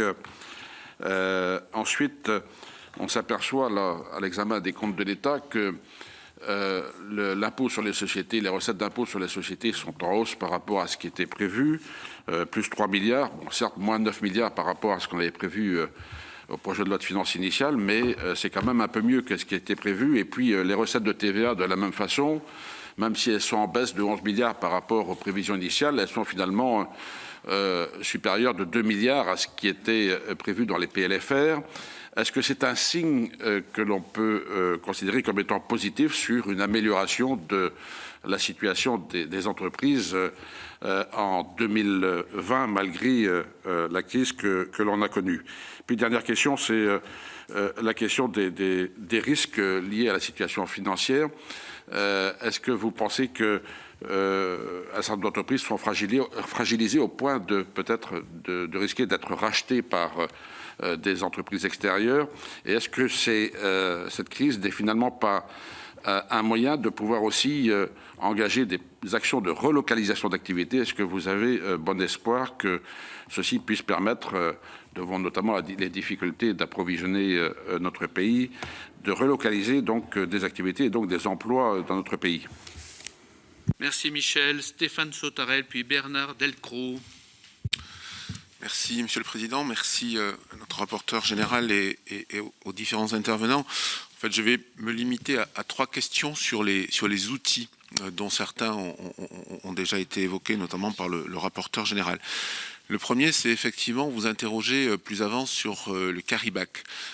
Non seulement sur la nécessité de sa mise en œuvre, comme ça a été souligné, mais je suis surpris par le nombre limité, a priori, d'entreprises bénéficiaires, possiblement, que vous avez évoqué. Or, c'est un système qui pourrait permettre de répondre effectivement plus largement à des besoins d'entreprise en lissant et en ayant effectivement a posteriori cette possibilité qui me semble répondre à des besoins d'entreprise, y compris de plus petite taille. En tout cas, c'est un certain nombre de messages qui me sont remontés. Deuxième question sur, effectivement, comme ma collègue, sur les prêts participatifs pour les TPE. Je m'interrogeais pour savoir, comme cela avait pu être évoqué, si sur certains secteurs en grande difficulté, sur certains types de TPE, il ne fallait pas aller plus loin. Ma collègue a évoqué les remises de dettes sociales, et là je m'interroge sur la transformation de certains PGE en subventions pour des TPE, dans des conditions qui resteraient bien sûr à préciser, mais est-ce que cette piste est totalement écartée ou est-ce qu'elle peut être envisagée? Et enfin, troisième question qui concerne aussi les fonds propres des entreprises. Aujourd'hui, les mesures semblent relativement limitées sur les fonds propres des entreprises. Les prêts participatifs sont des quasi-fonds propres, ils peuvent répondre à un certain nombre de besoins, mais les enveloppes qui sont mises à disposition, notamment le fonds de transition, semble assez limité, et ma question porte donc sur un outil nouveau qui permettrait justement, pour répondre à la confiance, d'une garantie de l'État qui pourrait être accordée aux épargnants pour permettre de venir renforcer les fonds propres des entreprises par un dispositif qui pourrait être incitatif et soutenu par l'État. Je vous remercie. Merci Stéphane. Bernard Delcros, puis Gérard Longuet. Oui, merci Monsieur le Président. Merci à tous les intervenants pour les informations extrêmement précises qu'ils nous ont apportées. Moi, j'ai 2 questions. La première porte sur les PGE. Les prêts garantis par l'État ont constitué un levier important de soutien à l'économie dans le pays. A-t-on une idée, pouvez-vous évaluer la part de ces PGE, vous avez évoqué tout à l'heure 139 milliards au total, la part qui, au final, ne pourra pas être remboursée par les entreprises dans la mesure où ces prêts sont garantis par l'État. Deuxième question, vous avez évoqué tout à l'heure la hausse très importante du coût des matières premières qui place un certain nombre d'entreprises du bâtiment en difficulté. Selon vous, est-ce que cette hausse très importante et rapide du coût des matières premières est durable ou plutôt passagère? Je vous remercie. Merci Bernard. Gérard Longuet, puis Thierry Kozik. Oui, merci Monsieur le Président, merci cher rapporteur général, je remercie nos invités de leur communication. J'ai une seule question et une observation. La question, c'est la répartition des pertes en ce qui concerne les PGE entre l'État et les banques et les modalités que vous envisagez pour gérer cette répartition des pertes qui peuvent aller soit vers les tribunaux de commerce ou soit faire l'objet, j'imagine, d'aménagements de la part de vos comités. L'observation, je rejoins la crainte de Roger Carucci et je la précise, la sortie du fossile et du thermique n'est pas une affaire facile. Je pense que l'industrie aéronautique est quand même confrontée, alors qu'elle est décisive dans notre pays, à une situation d'interrogation. L'énergie électrique et le nucléaire. La sortie du fossile, gaz, charbon, n'est pas achevée et a une dimension sociale. Et nous découvrons l'automobile thermique, ce n'est pas une affaire facile non plus. Et nous découvrons par ailleurs qu'il y a des goulots techniques. Alors, a été évoqué le bâtiment, c'est le problème des matériaux, de la filière des matériaux. Et apparaît également le goulot en matière d'emploi, c'était également évoqué ce matin, en matière d'emploi dans des secteurs dont on pouvait penser qu'ils redémarreraient facilement, l'hôtellerie, la restauration, l'événementiel, mais qui sont manifestement confrontés à des problèmes de manœuvre disponibles. Je voulais savoir si vous partagiez cette inquiétude sur les filières. Merci Gérard. Thierry Kozik, puis Christian Billac. Merci Monsieur le Président. Un constat, c'est la stratégie du quoi qu'il en coûte a porté ses fruits.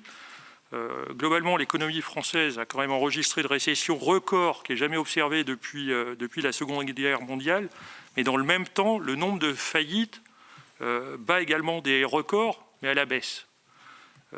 C'est vrai que nous n'avons jamais connu aussi peu de défaillances d'entreprises depuis 30 ans, notamment dans les PME. Néanmoins, le temps de la sortie progressive des aides est aujourd'hui arrivé. Et est-ce qu'à un moment donné, il ne faudra pas que la crise s'exprime?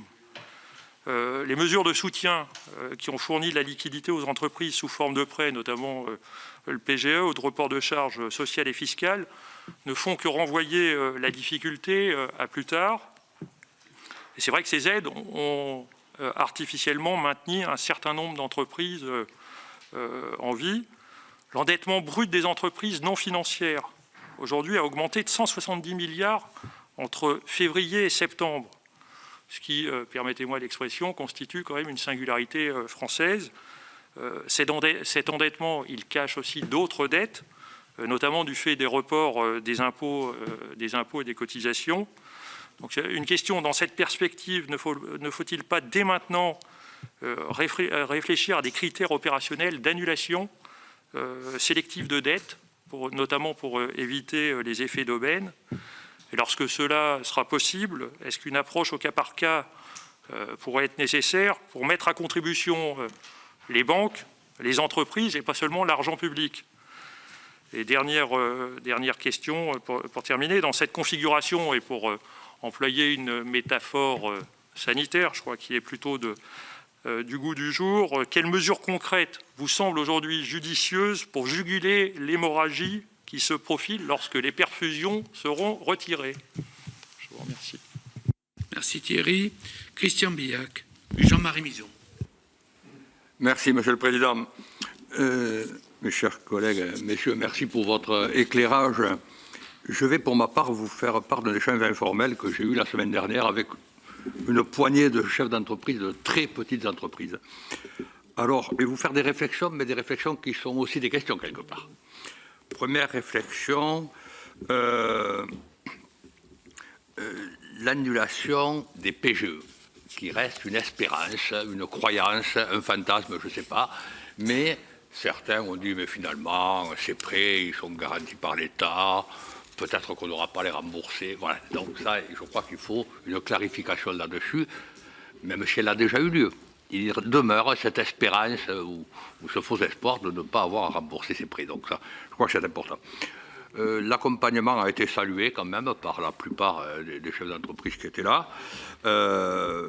Et la deuxième question, alors, c'était l'effet de seuil, qui était, je ne sais pas s'il était espéré ou redouté, mais qui a un effet de seuil sur la sortie de crise ou je dirais, si on prend 50%, qu'une entreprise qui aurait réalisé que 49,5% de son chiffre d'affaires l'année précédente bénéficie d'aide de sortie de crise, et qu'une entreprise qui aurait réalisé 50,3% se verrait exclue du dispositif. Voilà, donc cet effet de seuil qui est quand même redouté, un peu comme le fameux 30% hein, à un moment.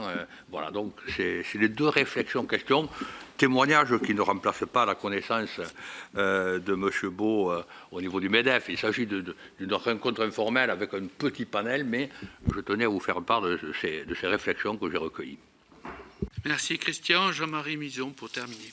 Merci Monsieur le Président.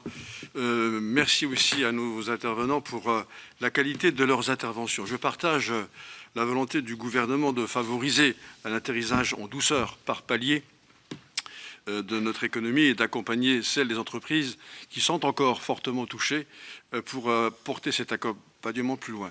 Mais ce plan d'accompagnement précisément ne sera une réussite que s'il est connu par tous, que si chacun se l'approprie, notamment les petites entreprises. Ma question est simple, dès lors, est-ce que vous avez imaginé un plan de communication pertinent pour que chacun de ceux qui sont concernés puisse profiter de l'accompagnement mis en place à la faveur de la sortie de crise? Merci Jean-Marie. Je me tourne donc vers nos invités pour les questions qu'ils souhaitent traiter. Bien entendu, il n'y a pas d'obligation de traiter l'ensemble des questions, en tout cas pour chacun d'entre vous. Sinon, nous serions un petit peu longs et hors délai. Je vous rappelle que nous essaierons de terminer cette audition vers 11h. Donc, je vous suggère dans les 5 minutes les thèmes qui vous ont paru les plus proches de vos préoccupations. Monsieur Naoum. Oui, j'ai envie de répondre à toutes les questions, mais effectivement, on va sectoriser, si je puis dire. Un premier point très rapide, les CIP apportent aussi leur soutien psychologique, puisque nous avons un accord avec APESA, que tout le monde connaît, où lorsque nos bénévoles constatent une défaillance psychologique, un risque suicidaire d'un chef d'entreprise reçu, ils lui proposent, avec délicatesse, on les a formés pour ça, un accompagnement psychologique qui est pris en charge par le CIP national. Je ferme cette parenthèse. L'autre point, peut-être, je ne l'ai pas souligné tout à l'heure, c'est, à mon avis, le problème principal. Enfin, il y a la dette de la France, ça c'est entre guillemets en main, mais aussi le chômage et la détresse des salariés. J'ai relevé d'ailleurs qu'un grand patron français avait créé un fonds pour ces salariés, pour ceux qui étaient dans une situation de détresse. Il me semble que c'est quelque chose auquel les employeurs doivent effectivement porter une certaine attention.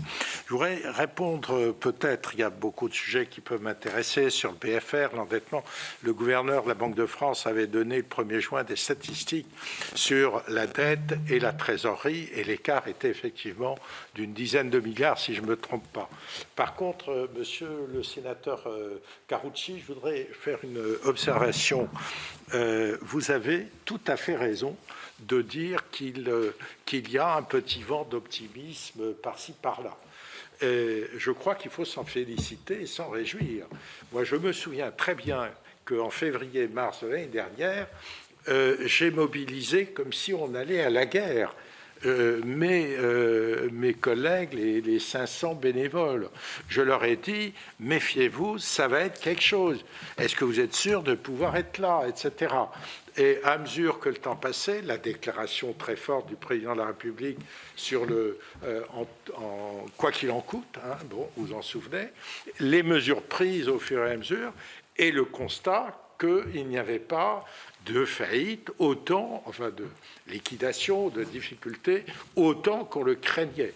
Et donc c'est, monsieur le sénateur, l'écart entre la crainte qu'on avait d'arriver à une catastrophe économique majeure avec beaucoup de dépôts de bilan et la réalité qui est certes pas rose, mais qui est quand même infiniment moins inquiétante à ce jour que celle qu'on craignait. Monsieur le représentant de la Banque de France a dit j'ai des antennes par ailleurs avec le système jedéclare.com des experts comptables.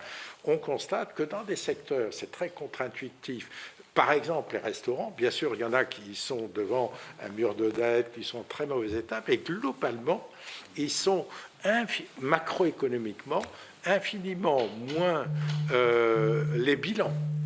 Bilan, ça veut dire quelque chose, sont infiniment moins dramatiques qu'on aurait pu le craindre. Donc, ça ne veut pas dire, et il faut travailler probablement, ça l'a été dit tout à l'heure, par les secteurs où il y a des vrais problèmes, où il y a des risques majeurs, etc. Et c'est en continuant ce travail, entre guillemets, de dentelle, de précision, que l'on arrivera à colmater les brèches un temps soit peu. Juste un petit point pour dire que je soutiens l'idée qui a été suggérée tout à l'heure sur le CARIBAC.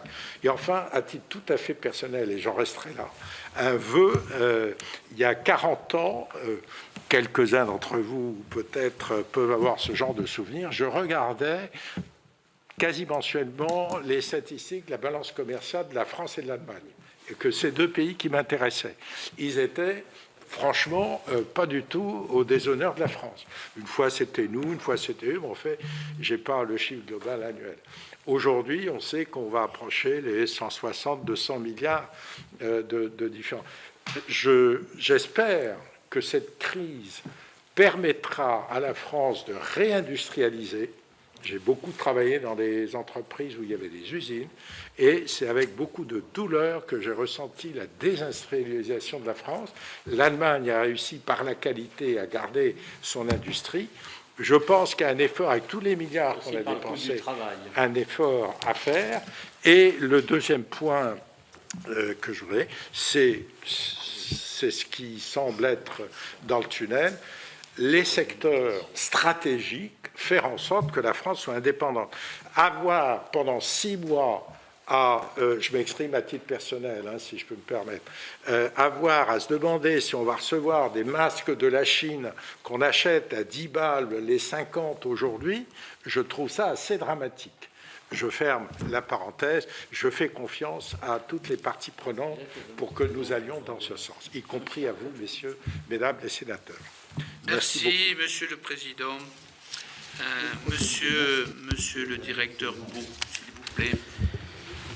Merci Monsieur le Président. Je vais faire effectivement un peu de picking sur 6 questions, puisque Jérôme fera en quelque sorte la somme de l'ensemble des questions, si j'ai bien compris. Monsieur le rapporteur général, pour venir à votre suggestion d'une mesure en faveur du capital risque, oui, le MEDEF y est favorable, ça ne vous surprendra pas. Il n'est pas encore né, le directeur général du MEDEF, qui serait contre une déduction fiscale. Non, je ne crois pas. Non, ça nous semble d'ailleurs ressembler beaucoup à la proposition numéro 6 du rapport de votre rapport, pardon, monsieur le rapporteur général. Donc, nous y sommes favorables parce qu'effectivement, on constate bien que dans le financement, les intérêts de la dette sont exonérés.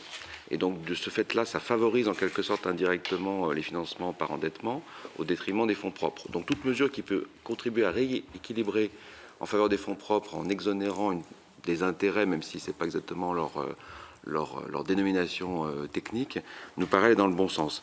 J'irai même un cran plus loin, c'est que toute mesure qui favorise la constitution de fonds propres est bonne. Et donc, la principale déduction fiscale en faveur des fonds propres, c'est la baisse du taux d'IS.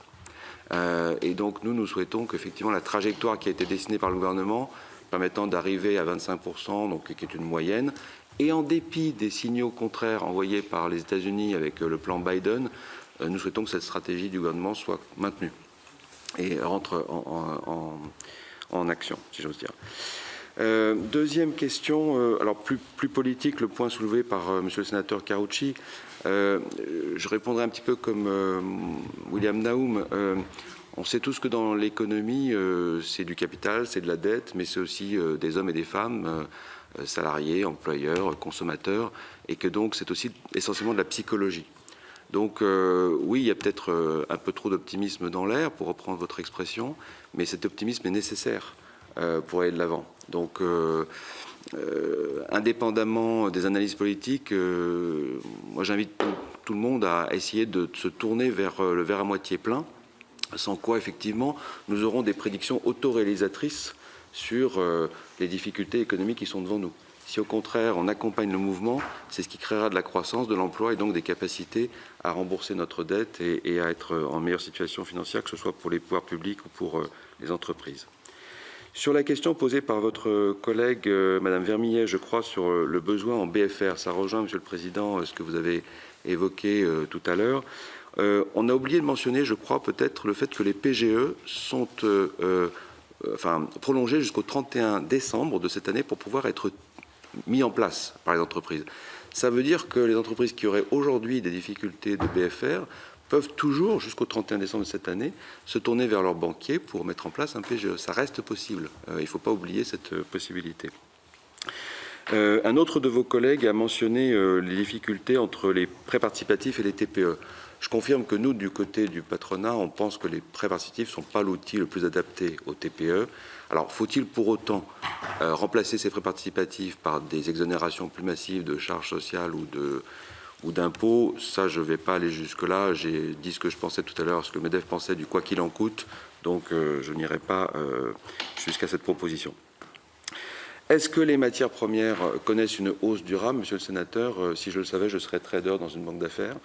Je ne sais pas.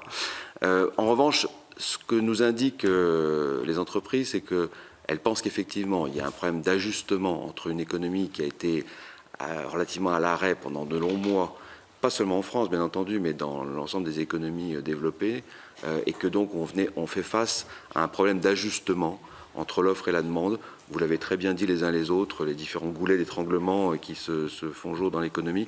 Donc nous pensons que c'est un mouvement plutôt conjoncturel qui devrait trouver sa résolution prochainement. Mais ce n'est pas une certitude, ce n'est pas une prédiction. Enfin, dernière question sur laquelle je voudrais intervenir, sur les effets de seuil mentionnés par Monsieur le Sénateur.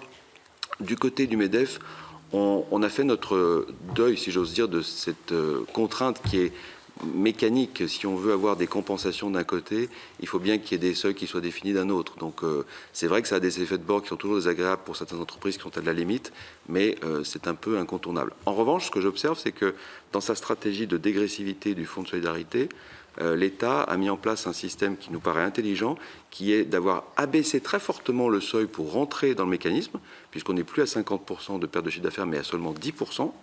Et qu'en revanche, le soutien, la compensation qui est apportée est, elle, dégressive, avec des paliers de 40%, 30%, 20%.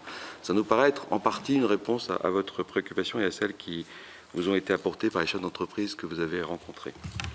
Voilà, Monsieur le Président. Merci, Monsieur le Directeur. J'ai noté au passage, on regardera dans les années qui viennent, si c'est bien le cas, que vous souhaitiez que la baisse des taux d'imposition des entreprises se traduise par une augmentation des fonds propres. On ne l'a pas tout à fait constaté dans le passé, mais je ne doute pas qu'à l'avenir ce soit le cas. En tout cas, j'en forme le vœu, disons. Monsieur le Directeur, la Banque de France. Merci, Monsieur le Président. Quand un dividende est versé, il est souvent réinvesti par l'entrepreneur. Je le prends dans toute sa globalité. Merci. Alors, je vais reprendre effectivement aussi un certain nombre de points importants en complément. Monsieur le Président, vous parliez, et puis plusieurs d'entre vous aussi avaient réabordé la question de l'endettement et de la vision dette brute, dette nette, et puis les questions aussi du lien derrière avec le BFR, la capacité à rebondir. Je voudrais insister sur ce sujet qui est quand même un des sujets cruciaux de la capacité du pays à rebondir après la crise. Les chiffres macro sur l'endettement et sur la trésorerie des entreprises montrent que, alors, sur la dette brute, on est passé à fin 2019, de fin 2019 à fin 2020, donc sur une année, donc l'année de la crise, de 1683 milliards à 1890 milliards. Donc on a quand même gagné, si je puis dire, 218,9 précisément milliards d'euros de dette des entreprises en dette brute. En trésorerie, le pendant, et c'est là que le mouvement est intéressant, on est passé en encours à fin décembre 2019 de 689,2 milliards d'euros à 891,3 milliards d'euros. Donc la trésorerie des entreprises a augmenté de 204 milliards d'euros sur l'année dernière. Donc phénomène parallèle qui est assez remarquable et donc qui illustre aussi quand même que la notion d'encaisse de précaution basée sur le PGE a joué son plein, je dirais. Et c'est logique dans la gestion d'une entreprise, dans une situation d'incertitude aussi importante. Néanmoins, je crois que le point qu'il faut qu'on partage ensemble et qui est critique, d'une certaine façon, c'est le taux d'endettement des sociétés non financières en France à l'issue de cette opération. Sauf si la trésorerie accumulée vient pour se désendetter rapidement. Mais on est en dette brute en pourcentage du PIB à 87,6%.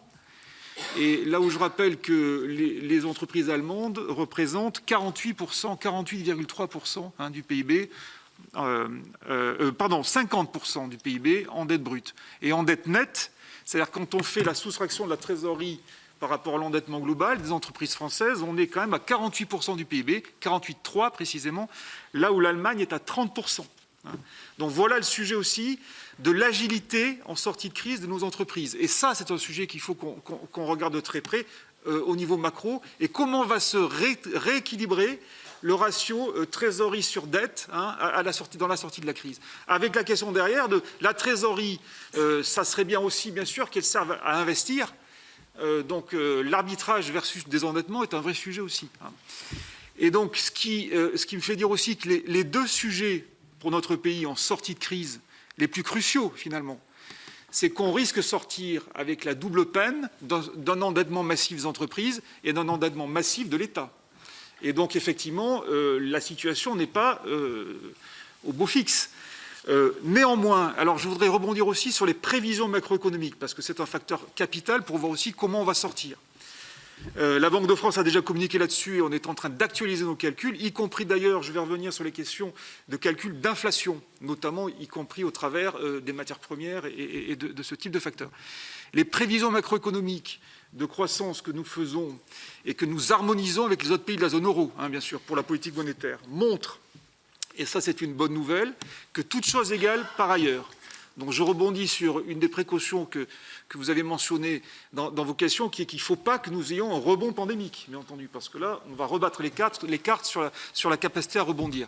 Mais les prévisions de croissance que nous avons arrêtées montrent que nous devrions faire un record historique, si je puis dire, depuis la fin des 30 Glorieuses. 5,5% de croissance au moins en 2021. Extraordinaire, on n'a jamais fait ça depuis plus de 30 ans. Sauf que c'est de la récupération, c'est pas du plus. Et en 2022, nos analyses et nos économistes pensent que nous devrions faire à peu près la même chose, 5%. Ça veut dire quoi? Ça veut dire que dans le courant du premier semestre 2022, et peut-être même au démarrage de cette année, nous devrions avoir comblé le creux terrible de l'année 2020, moins 8%, bien sûr de décroissance, et qui là aussi était un chiffre historiquement bas par rapport à toute l'histoire depuis la Deuxième Guerre mondiale, on ne l'avait jamais enregistré depuis les années de guerre.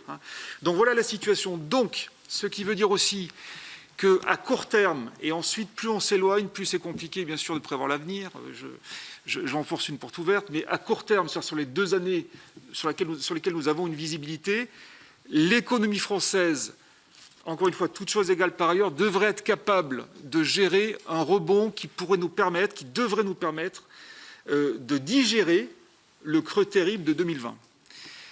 On reviendra à l'état antérieur, c'est ça que ça veut dire. La croissance en valeur absolue ne sera pas supérieure par rapport, bien sûr, aux années pré-crise.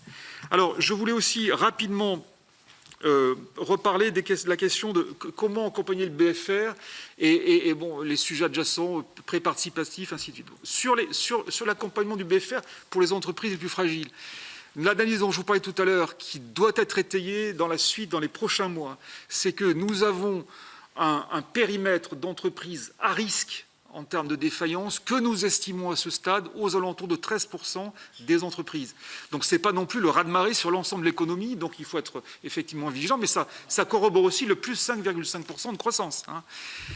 Sur ces entreprises, clairement, il est capital d'avoir la capacité d'identifier à l'avance le risque de défaillance et que tous les acteurs se mobilisent pour les accompagner. Ce qui veut dire qu'il faut communiquer au maximum, il faut les identifier. Alors on est en mesure de le faire côté Banque de France avec nos bases et on va diffuser des listes ensuite et qu'on va analyser dans le cadre des structures de place dont on parlait, avec les préfets et avec l'ensemble des acteurs et bien sûr la DGFiP. Et donc il faudra certainement aller au-devant de ces entreprises. Et il faut aussi valoriser les procédures de sauvegarde dont on parlait, qui sont des procédures efficaces pour, quand les entreprises sont viables, pour leur permettre de passer le cap. Et également aussi regarder les questions de médiation, on peut les prendre en médiation, avec par contre le caveat qui est que le surendettement ou l'excès d'endettement supplémentaire pour ces entreprises est souvent un facteur de risque important. Donc il faut aussi regarder. Bon. Alors je ne me prononcerai pas sur l'abandon des PGE, où là c'est un sujet politique et qui a priori n'est pas l'ordre du jour. Je voudrais aussi, pour répondre à une question sur la sinistralité des PGE, ça va coûter combien aux contribuables, si je puis dire. Nous avons fait des analyses alors, qui ont bien sûr un certain nombre de paramètres d'incertitude, mais le pourcentage de défaillance sur le remboursement des PGE, eu égard au contexte économique et au profil des entreprises dont je parlais, le risque de sinistralité devrait s'établir entre 4,5 et 6% des entreprises ayant eu un PGE. Ce qui veut dire que, derrière, ça engage la responsabilité de l'État, caution à 90% bien sûr de ces PGE. Donc le risque pour les finances publiques a été analysé avec Bercy, intégré dans le projet de loi de finances, et c'est aussi bien sûr pour ça qu'on a fait tous ces calculs. Je voudrais revenir aussi rapidement sur le dispositif des prêts participatifs. On a été interpellé, j'ai vu aussi des échanges avec la CPME ce matin, sur il faut clarifier absolument ce que sont ces prêts participatifs. Est-ce que c'est l'instrument miracle pour relancer la trésorerie, la structure financière des entreprises? Ces prêts participatifs, il faut être très clair, ce ne sont pas des fonds propres. Ce ne sont pas des fonds propres, ce sont des prêts. Tant le Conseil national de la comptabilité que l'administration fiscale considèrent que ce sont des prêts. Et nous, dans notre cotation Banque de France, on les considère comme des prêts aussi. Mais, et c'est là que le dispositif est intéressant, ce sont des prêts subordonnés de long terme, sur 8 ans, avec un différé possible de 4 ans, ce qui fait que c'est un instrument de dette particulièrement favorable quand même pour aider les entreprises. Et donc, il est quand même intéressant de promouvoir ce dispositif, et je rebondis sur ce que disait Christophe Beaune, selon le profil de l'entreprise, là aussi. Il faut voir quel est le profil initial de l'entreprise. Mais c'est un dispositif intéressant. Étant une dette subordonnée, ça donne quand même un confort extrêmement important à l'entreprise en question. Je signale aussi que la Banque de France, dans sa cotation, parce que là, on a une influence importante ensuite sur les décideurs et notamment sur les banques pour suivre les entreprises. Dans notre cotation, on prend en compte ces PPR, ces prêts participatifs relance, de façon favorable, c'est-à-dire que ça n'aggrave pas, si je puis dire, ou ça ne pondère pas la notation qu'on peut donner à l'entreprise de la même manière qu'une dette classique. Donc ça permet aussi de valoriser ce type de produit. Sur l'opportunité de relocaliser les emplois en France, là, on est dans un grand débat et qui est un débat sociétal quasiment, donc qui dépasse bien sûr les compétences de la Banque de France. Ce que je peux dire simplement, je voulais partager ça avec vous, c'est que le projet de France Relance, avec le dispositif qui est mis en place par l'État, est un dispositif qui permet de soutenir justement ce type de relocalisation, et c'est éminemment souhaitable. On parlait tout à l'heure du commerce extérieur. L'enjeu, bien entendu, dans la sortie de crise, c'est de rééquilibrer nos comptes extérieurs qui sont, bien sûr, comme vous le savez, mis à mal encore plus avec la crise. Le dernier point dont je voulais peut-être parler, c'est la hausse du coût des matières premières et les prévisions d'inflation. C'est très important aussi, y compris sur l'effet d'entraînement possible sur les taux d'intérêt derrière. Et donc ça fait partie aussi du package des éléments absolument cruciaux pour construire une bonne sortie de crise. Nous sommes en train de recalculer, alors de manière coordonnée dans le cadre de l'eurosystème avec toutes les autres banques centrales, puisque la politique monétaire est unique, les prévisions d'inflation pour les prochains mois et donc on les publiera le 13 juin normalement. Donc je n'ai pas de scoop à donner là-dessus pour l'instant, si ce n'est que notre perception à ce stade, mais les calculs sont en cours, il faut qu'on les étaye, c'est que l'effet assez lourd que nous remontent tous les chefs d'entreprise, ou beaucoup, sur l'impact des matières premières et sur les ruptures d'approvisionnement également liées aux chaînes aux chaînes internationales d'approvisionnement qui sont longues. Cet impact-là, on pense qu'il serait plutôt transitoire. C'est-à-dire qu'on n'est pas dans du structurel, du moyen ou du long terme, qui aura un impact de long terme sur l'inflation. Néanmoins, ça ne veut pas dire que ça ne sera pas un facteur important d'impact sur la structure financière des entreprises dans le court terme. C'est-à-dire, c'est un des facteurs qui complexifie le rebond et la croissance des 5,5% dont je parlais, mais on l'a intégré dans ce calcul de croissance. Voilà, donc ça c'est aussi un point important. Et donc les prévisions d'inflation, elles sont capitales parce que derrière, il y a toute la stratégie de taux d'intérêt et donc de financement des économies dans l'eurosystème. Les prévisions d'inflation, on en reparlera le 13 juin. On se coordonnera bien sûr avec les autres banques centrales de l'eurosystème. Et donc notre visibilité là-dessus est une visibilité qui est plutôt raisonnable. Voilà. Mais pour l'instant, j'attends que les économistes aient terminé les calculs.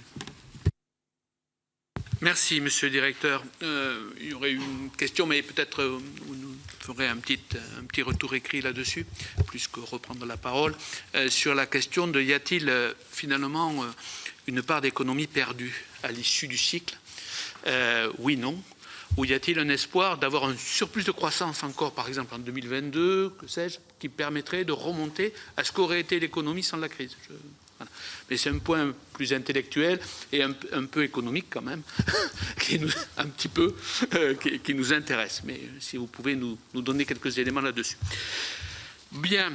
Monsieur, on va terminer donc par le directeur général des finances publiques, qui va reprendre les points qu'il souhaite reprendre et bien sûr qui va aussi s'appuyer sur ce qui a déjà été traité pour compléter les réponses. Merci, monsieur le directeur général. Merci beaucoup, monsieur le président. Je vais essayer de reprendre peut-être d'ailleurs un peu par la fin des sujets accompagnement des entreprises, publicité à faire autour du dispositif tel qu'il a été annoncé la semaine passée. Alors oui, il y a bien sûr un plan de déploiement de communication auprès des entreprises.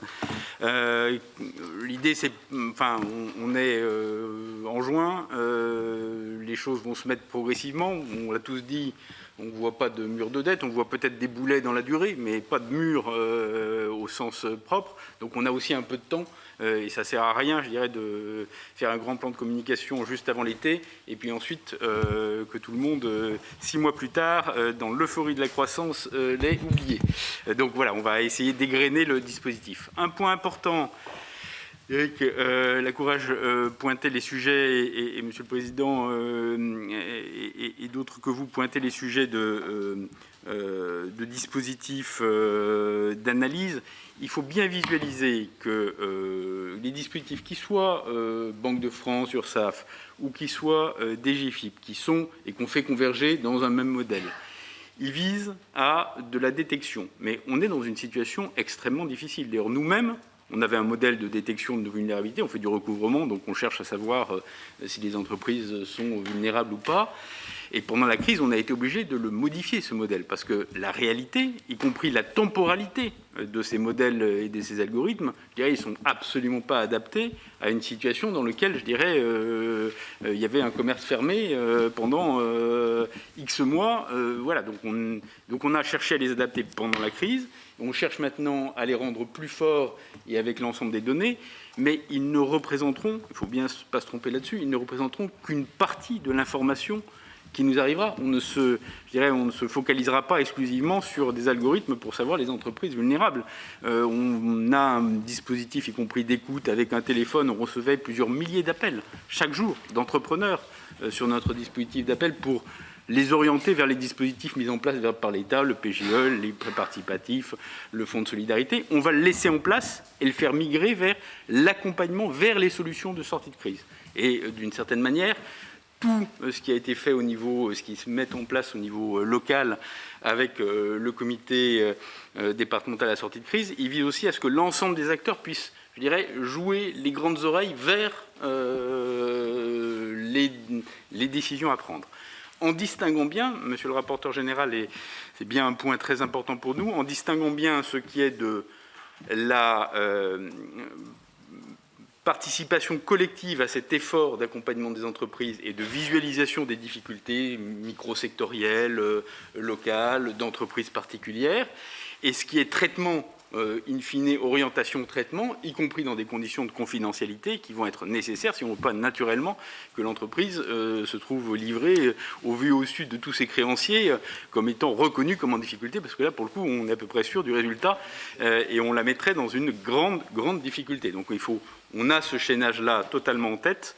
Naturellement, il fera l'objet d'une attention soutenue, mais c'est bien un point particulier. Sur le sujet des PGE, Éric a dit beaucoup de choses. Il y a eu 138 milliards de décaissés sur l'enveloppe de 100 milliards qui a été mise au départ. On l'a mis d'ailleurs effectivement dans les comptes généraux de l'État à fin 2020 et on a retenu dans le compte général de l'État un taux de défaillance de 5,25 qui est à peu près le poids moyen entre les deux bornes que citait Éric Lacourège en disant voilà, c'est notre estimation de ce que peut être, voilà, sachant qu'il y a ensuite derrière un partage effectivement entre les banques et l'État. Un point qui est important sur les sujets participatifs et en complément de ce qui a été dit. Nous, on a une vision où on essaie de ne pas trop mélanger les instruments. Et d'une certaine manière, à un moment donné, il y a des instruments en fonds propres, ça existe, il y en a plein, et on a des banques publiques qui appuient, y compris en fonds propres, les entreprises. On a des instruments de dette qui ont été développés pour la crise, et on a des instruments de quasi-fonds propres qui font un peu la jonction. L'objectif à la fin, ce n'est pas que l'État se retrouve au capital de l'ensemble des acteurs publics. Et d'ailleurs, dans le système, y compris du fonds de transition qui est mis en place de 3 milliards d'euros, où il y aura, pareil, plusieurs instruments à l'intérieur, la logique, c'est d'avoir, y compris dans les prêts participatifs, des logiques où on organise d'une certaine manière un retrait progressif, c'est-à-dire y compris avec un taux d'intérêt qui peut par exemple être croissant dans le temps pour faire en sorte que l'entreprise ait intérêt à un moment donné à sortir et à retrouver des conditions de financement normales, mais pas de rester dans un système qui est un système, je dirais, parapublic de financement de l'économie. Point important, ça a été dit sur le carry back, j'y reviens pas. Un point qui est marquant, nous on a été assez, et ça a été vrai sur d'ailleurs les dispositifs de carry back, ça a été vrai sur les dispositifs de dette fiscale, on avait quand même ouvert très largement le dispositif. In fine, c'est un peu moins vrai sur les dettes sociales, mais c'est très net sur les dettes fiscales. Beaucoup d'entreprises se sont remis en régularité par rapport à leurs créances fiscales. C'est-à-dire qu'elles n'ont pas du tout abusé du système. Au contraire, elles ont essayé de se remettre dans une trajectoire qui est la trajectoire normale de fonctionnement d'une entreprise solvable et liquide qui est capable de fonctionner. Et ça, je dirais, d'abord c'est un motif, je dirais, de limiter l'inquiétude par rapport à l'effet boulet qu'on pourrait pressentir, y compris par rapport à ces sujets-là.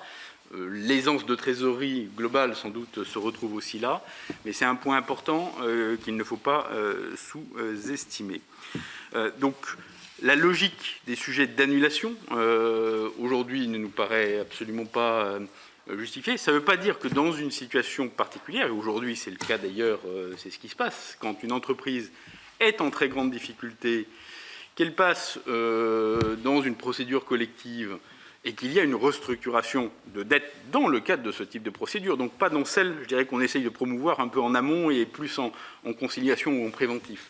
Mais dans des procédures de redressement, naturellement, l'ensemble des créanciers sont appelés. C'est d'ailleurs pour ça qu'il y a justement une commission des chefs de services financiers au niveau local présidée par le directeur départemental des finances publiques qui vise justement à voir jusqu'où on va dans l'abandon de dette. Et on travaille suivant la taille des entreprises, soit au niveau local, soit en partenariat avec le CIRI, naturellement, au niveau central, lorsque on est sur des entreprises de taille importante. Donc, il y a bien le dispositif qui existe, mais il doit être adapté à, je dirais, des situations dans lesquelles, au fond, il faut effectivement que les créanciers mettent à la poche, parce qu'il n'y a pas d'autre solution pour faire redémarrer l'entreprise. Et là, il ne faut pas qu'on se trompe, il ne faut pas qu'on sauve des entreprises qui, objectivement, n'auraient pas vocation à être sauvées, et il faut que nos dispositifs, c'est toute la difficulté, d'orienter sur les bons dispositifs, qu'on arrive à soutenir les entreprises qui, objectivement, ont été impactées négativement par la crise, mais sont prêtes à redémarrer et sont, bien sûr, ont des business plans qui sont favorables. Je ne reviens pas sur ce qu'a dit très bien Christophe. On a déjà des mesures fiscales de baisse de l'impôt.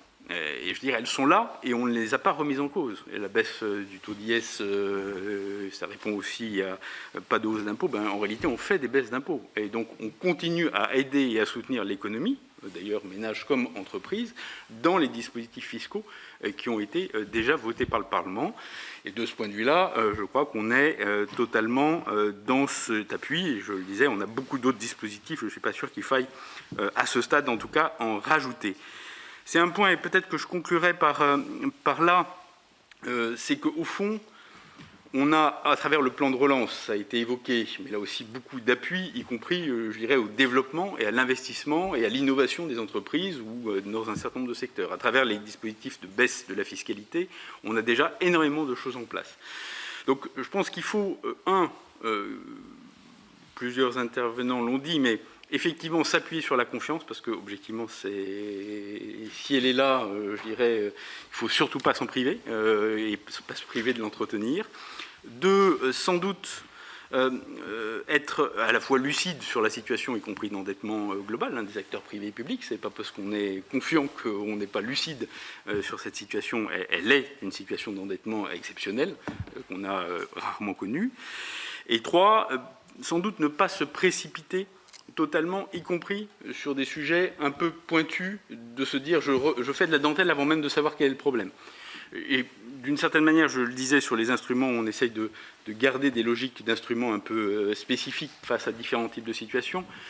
L'intention n'est pas non plus d'entrer dans le micro-fonctionnement ou dans le fonctionnement microéconomique de l'entreprise pour se dire là, il y a un problème de stock, là, il y a un problème de dette fournisseur, là, il y a un problème et je mets à chaque fois un mode de financement particulier.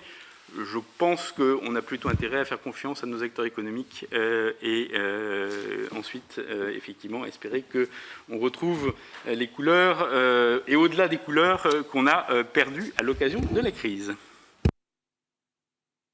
Merci, Monsieur le Directeur Général. Merci à vous tous, messieurs, pour la qualité de la présentation d'abord, de vos réponses ensuite.